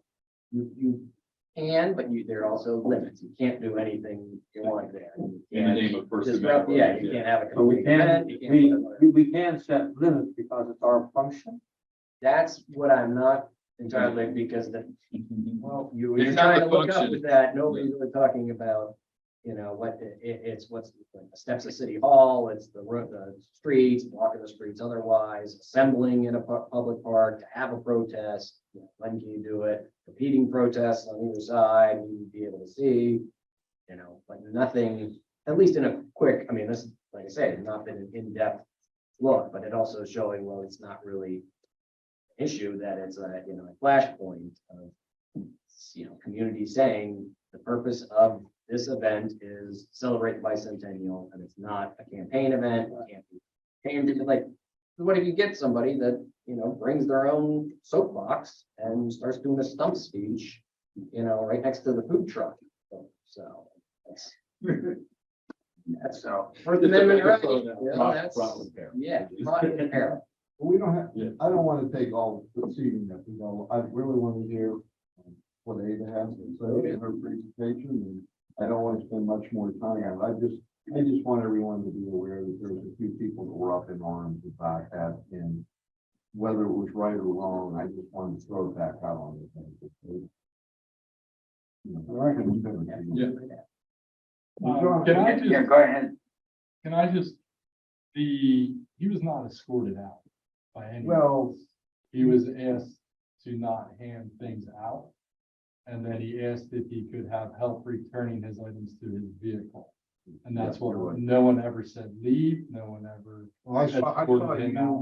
with another assistant with one of the gators or loading the boxes and taking them up to his car. Two of the parks guys helped him load up, yes, Yeah. but he was never escorted out by anyone. Well, okay, that was, his stuff was, he received assistance. They're trying, I mean, he had like 6 boxes, I don't think he wanted to climb that hill with those boxes. There was a lot of stuff. That tilts more to content neutral. It doesn't matter, whatever you have, it's 6 Well, boxes. that shouldn't have to get in the middle of that. If we can define this and how it's gonna be done, then it'll be a non-issue going forward. I think that's right. I think we'll work on it later. You're right. I think the national night, first night, what do we call it? I don't discourage political activity across the board. So do you want me to send? an But if you email see after it, if you see it take- happening. Take it easy on that. Well, Yeah, okay. It's all borough sponsored. Yeah, please just take it easy on that if you're gonna show First up. responder, the fire, paramedic. Yeah. Yeah, it's a nice honor for. Yeah, we're not trying to like draw the spotlight away from you folks that this is about. Yeah, you can send. Tom, you had other items? I have two other really quick items. One of my neighbors asked me about this a month or two ago, and I forgot to bring it up, but where I live on Cole Road there at the bottom, speeding was, I think Lieutenant Schneider would confirm it. Speeding there is still a big problem. I mean, I saw a motorcycle go by tonight, I bet he was going 80, with one of those truck rockets. I mean, 25 mile an hour zone. And I know that our police is pretty courteous, and if you're 35 or under, you're probably gonna be okay in general. But this neighbor's front 4 doors up, he said his wife was actually hit by a car. I don't know if you remember a report on that. I don't remember. Recently? I think within the last year or two, was struck by a vehicle. So what he asked me, and I thought it was actually a good thing, because these signs work for me, the ones that show your speed and they start blinking if you're speeding. They Like slow we you have down. them on we have them on Branch School. Yeah. I know they're half 500 or $1,000 a sign, but I don't know if that would be something. Sam, obviously Oh, when I'm yeah. out there. Yeah. And there's people come down the hill and they're flying, or they even come off of Wexford Run and they're flying. They actually go fast both directions. Yeah. Would a sign like that make some sense? And Yeah, if any place in the borough that there's a consistent speeding problem is on Cole Road, or guys.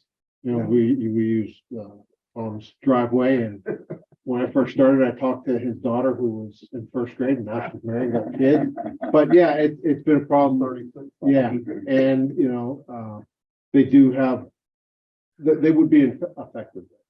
But the problem will be is then, I live on Wexford Run Road, I want one down there. And then we're gonna go, a lot of these ones that are in the communities and Settlers Walk, I believe the homeowners association paid for those as well. Oh, yeah, I've seen those, yeah. Yeah, so, that's the only thing I would caution, but that's your decision, but I would say it's a great spot for one. I was on that road because it's A lot of definitely a people problem. believe they take photos of the speed. Yeah, it's a good at the time. I mean, I come down the hill on Branch School, I gotta admit, and that thing starts flashing red, I start slowing down, because you're naturally gonna go fast down there, unless you're right on the brake, so it works for me, it actually makes me slow down. The sign that you're suggesting, what was? Well, it'd be like one of those ones that's green when you're going the legal speed limit or under, and the kid turns, like we have on Branch School. and- Brand School, Nicholson. Couldn't get them fixed. No, there were some issues on county roads. On county that we roads, had to but- meet, but this is not a county. Oh, okay, okay. All right, I just threw it out there, maybe I'll even ask my neighbors, if you guys wanna pitch in Pitch for in, one? yeah. No. Yeah, actually, they are effective signs. And last thing, I did receive some information, and you may have remembered a month or two ago, Jim Lawrence was calling me all the time about the work up there. We found out what it is. It's a division of Consolidated Communications called Beryllium or something. They're putting fiber everywhere. And they're selling it. I guess, first of all, I think they're a subsidiary of Consolidated, but it makes me wonder, is that within the contract we have with Consolidated in the borough? Cohen Law Group, I think, that's all of his contract. Yeah, right. But Jim said they knocked on his door and he said, no, I don't want this now. And he went outside a couple days later and there's a white line painted from the street all the way to his house across his lawn. And I said, he said, Tom, you know, Jim, Tommy, they can't do that. And I said, well, just call him up, tell him what the heck you doing. I didn't, sorry. So they painted it, but they were gonna trench his whole front lawn. So he did call them and they apologized. They said, yeah, our guy should not have done that. Yeah. But anyway, that's who was doing all that work up there. And I've even seen him come down on the lower part of Cole, we have the old fashioned poles, and they were putting, there was brackets being put on, so I'm assuming they're going to shine fiber over in that area. I didn't know they spun. In the right I thought it was always. Peter. Yeah. Peter. So I told Jim just went on, he has, kind of has a point, he says, you know, one company that was working, so they put a sign at the start of the street and said, this is so-and-so, this work's going on here, he said, so I'm curious, you guys didn't even know it was full of money, you didn't even know who it was. And he's right, so I mean, maybe it's I know we mentioned it to Gary before, there should be some way that they, especially if they're gonna be there for days or weeks working and digging and nobody even knew who they were. They didn't contact any of the homeowners, they didn't contact the borough. It does seem a little bit far-fetched that they can do all that work. And I don't often agree with, and Jim goes a little bit out there, but you know, it did make sense. They were up there for probably 6 weeks with open trenches and flame restrictions and all that on all the streets up on the upper end of the pole. And it seems like we ought to have something in our ordinance that we could have, and hey, if you're gonna do something like that, notify. You would hope, but then a lot of the contractors don't even know where they're doing. They don't know what township or borough they're in. They're just going to a street that somebody, you know, sent them to. So Yeah, well, that's hard too. they're all from Ohio, the license. plate. Yeah. I mean, it seems like what you'd wind up doing is sending in your public works or a police officer to ask, who are you? What are you doing? I mean, Right, that was it. Were they replacing just conventional cable lines or was this a brand new? All the fiber. They were backing it right up. away or? Yeah, but they were digging holes and they were shoveling, shooting it underneath and property. They were there for a month or two like that. sure they were shocked if somebody taking one fiber optic cable installed into their house. Well, yeah, if they were, if this is the right of way, you probably can't stop them. Yeah. Well, I mean, that's where their franchise agreement is supposed to give them access to the right. They don't have carte blanche to go in.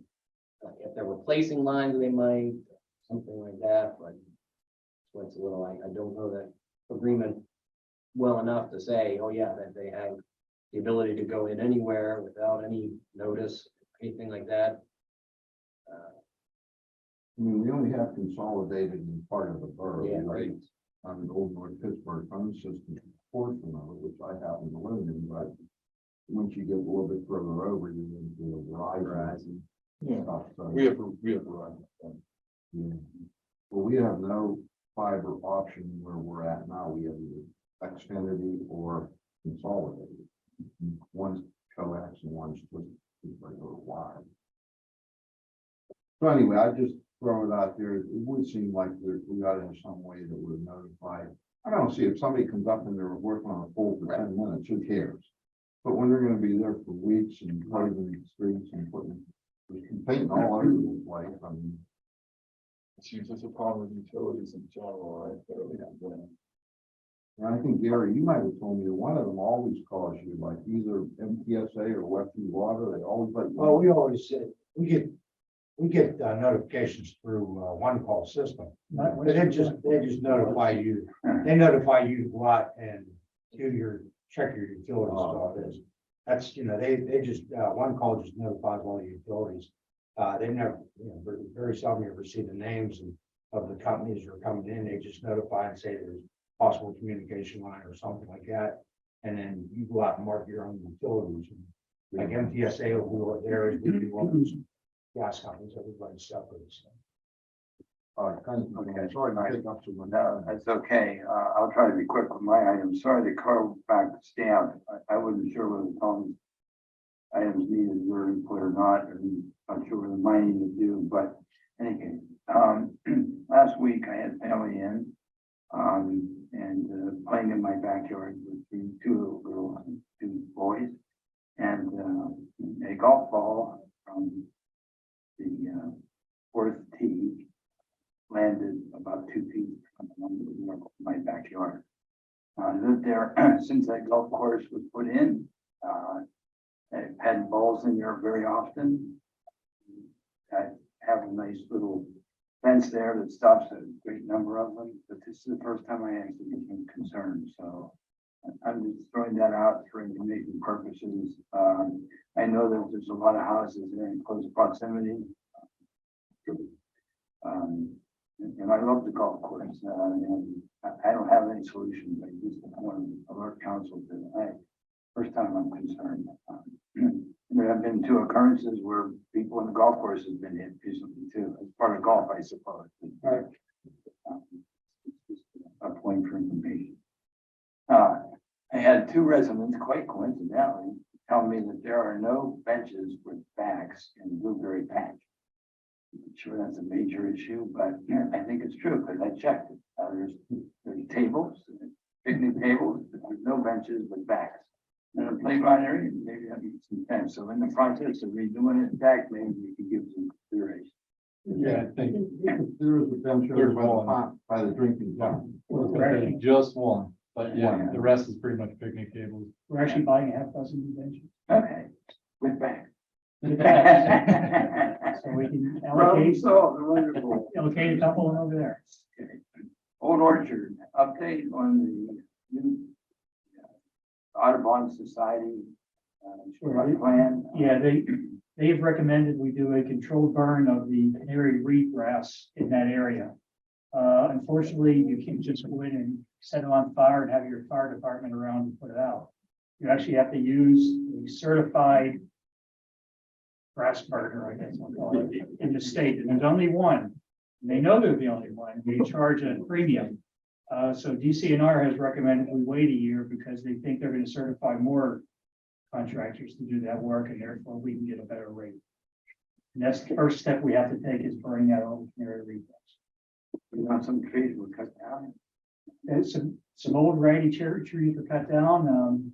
One area is because that's where the pollinator garden is going, that the 2 Girl Scouts are doing as the memorial.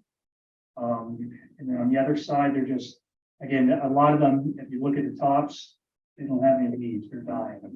And we're going, I received a call today about this, we're going to plant new trees in the park. We're not just out there cutting down trees. Okay. We have talked on and off about the Snow Angels program and for various reasons. Hey, John, we still need to hear from you. Right, one more thing. We've talked on and off over the last few years about this possible Snow Angels program. And I'd like to have us reconsider that and perhaps maybe have it implemented. I don't think that's a major thing, it's a costly thing. It's a volunteer thing and I'd like, Brian was coordinating all of our own here. okay. Why don't you refresh just 30 seconds, the Snow Angel program, who participates in that? It's a voluntary program that neighbors help neighbors shovel their sidewalks, and you make applications to the borough, and we put people together. Right. And There were always kids looking for service hours. right, yeah. Okay, great, thanks. I'm sorry, Ava. Thank you for being so patient. I know it's long and tough. Okay. Please. How would you like me to do this? We put it up here. Do you like the PowerPoint? You probably do. With as much drama and showmanship as possible. Multimedia. I don't have a laptop. My laptop's broke, but I have it on my phone. Want to use mine? Sure, that would be great. Thank you. Here you go. Thank you. You will have to dial into the Zoom meeting to share your screen. Okay.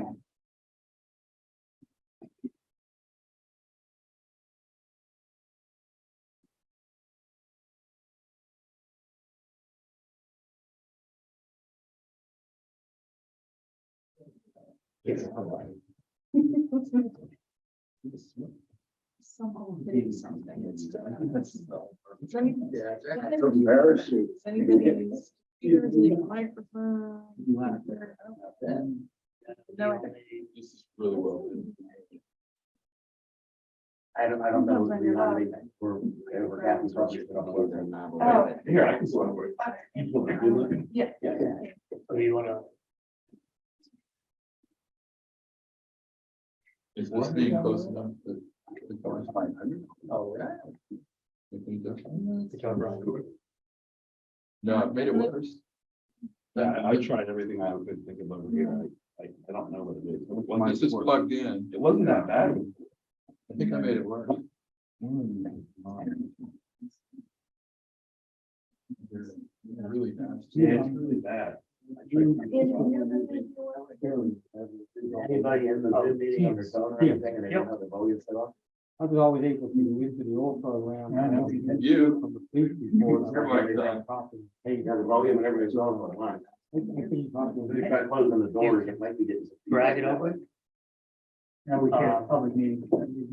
Popping. One thing. Give it up. We can do it, we can do it another time. Yeah, that's.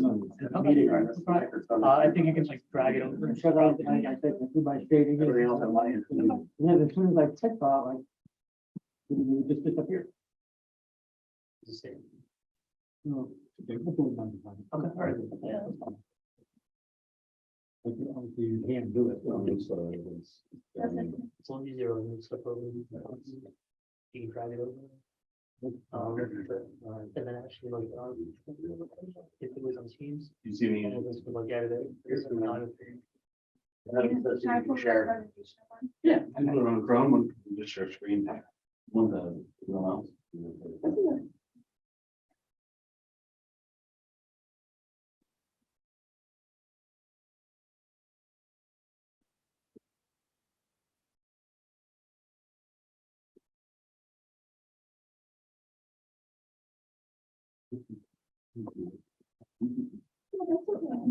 Yes.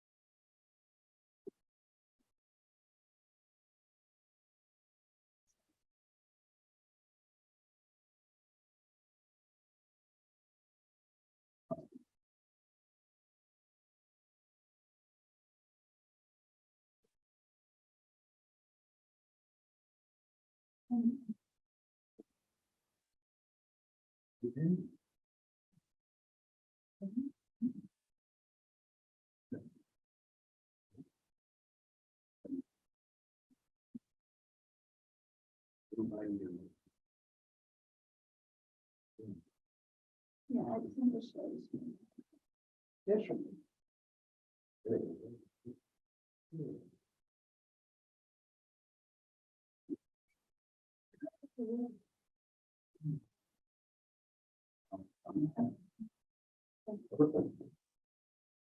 Oh, switch it. Oh, do I take it on here? Yeah. Okay, all right, thank you. So should I just present it as I'm talking to students? Sure. Okay. So today I will be talking to you about civic responsibilities and the role that the youth play in that. During the past few years, I'm sure you have noticed that the growing presence of politics and government in conversation. I'm a senior at Nash now, but when I was in middle school, I was aware of our nation's politics at a much more minimal level. It can seem very daunting and overwhelming, so I'm here to break down your role in all of this. I will be emphasizing the importance of civic and community responsibilities, but also the impact that simple actions can have.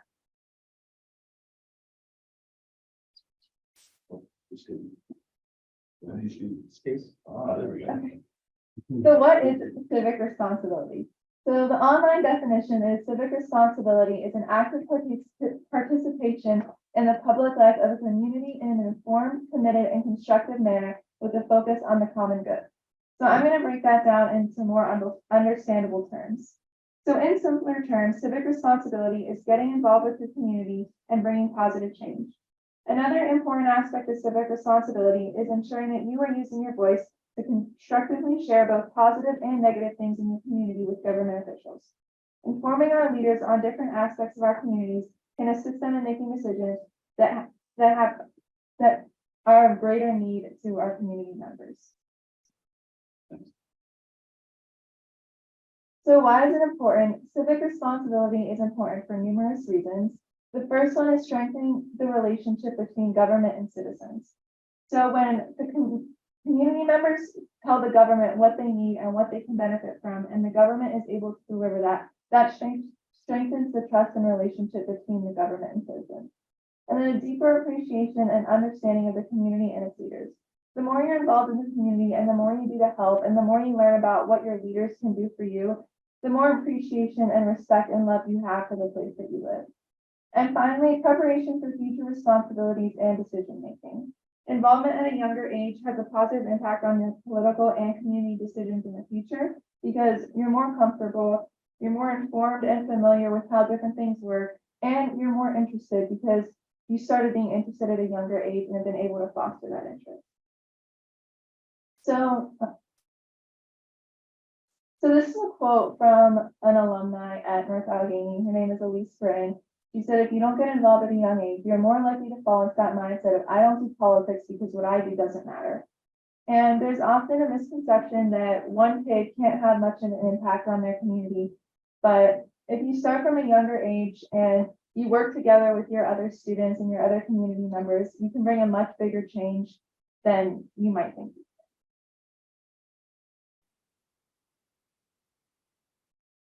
So what can you do? You're lucky enough to live in a community where engaging with your civic duties at a young age is possible and painless. So let's dive into some ways to engage in these responsibilities at school, in our community, and on your own. So at school, North Allegheny offers a lot of great opportunities to get involved. So there's student government, there's class council, there's student council, and there's also the opportunity to serve as a school board representative in order to bring that perspective to the school board. And then there's many clubs at North Allegheny, such as the Multicultural Student Union, which works with different cultures in the high schools and middle schools to bring awareness to them. And then there's school events and clubs called Key Club that gives you opportunities to volunteer, such as art shows, races, performances, and roadside cleanups.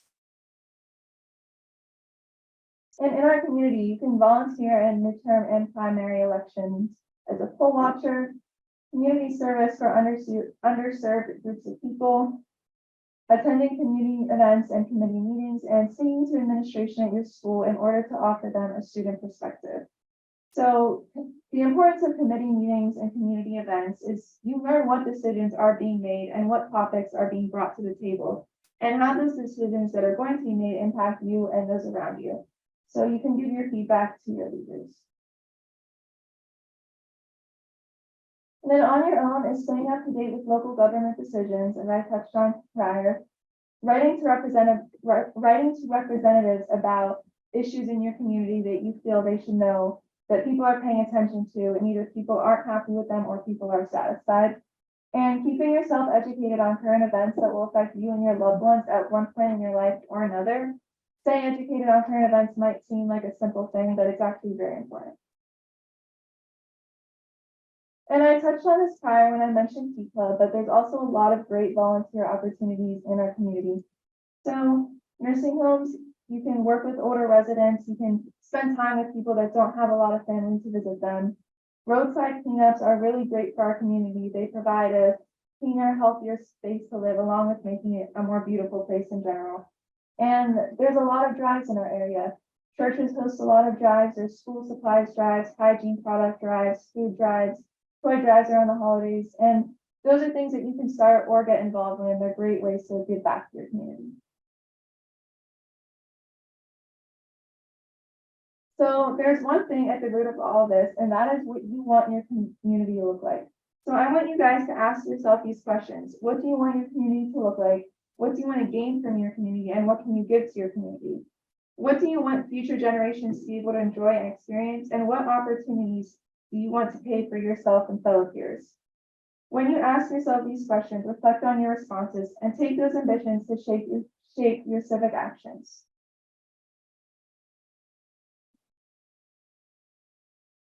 So a lot of things that we hear from mentors and teachers, something that's very common is to hear that you are going to change the world. And this can be a really daunting task from prior generations. Oftentimes being asked to change a world that you inherited rather than one you created can seem impossible. But lucky enough for you, you don't need to change the world. Helping one community or one neighborhood, one family, or one person is just enough.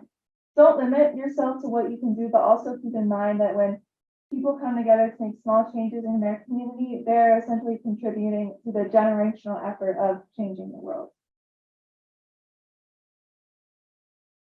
For people of all ages, staying engaged with their civic responsibilities is crucial. It is necessary in order to maintain a balance of power between the people and the government, along with ensuring that all voices play a role in decisions that are made for our community, our state, and our country. And then I have my school email at the bottom. It says, this presentation has inspired you to go out and make change in your community. Feel free to email me. I'm more than happy to put you in touch with anyone you would like to work with or provide any guidance or opportunity. Very nice. Thank you.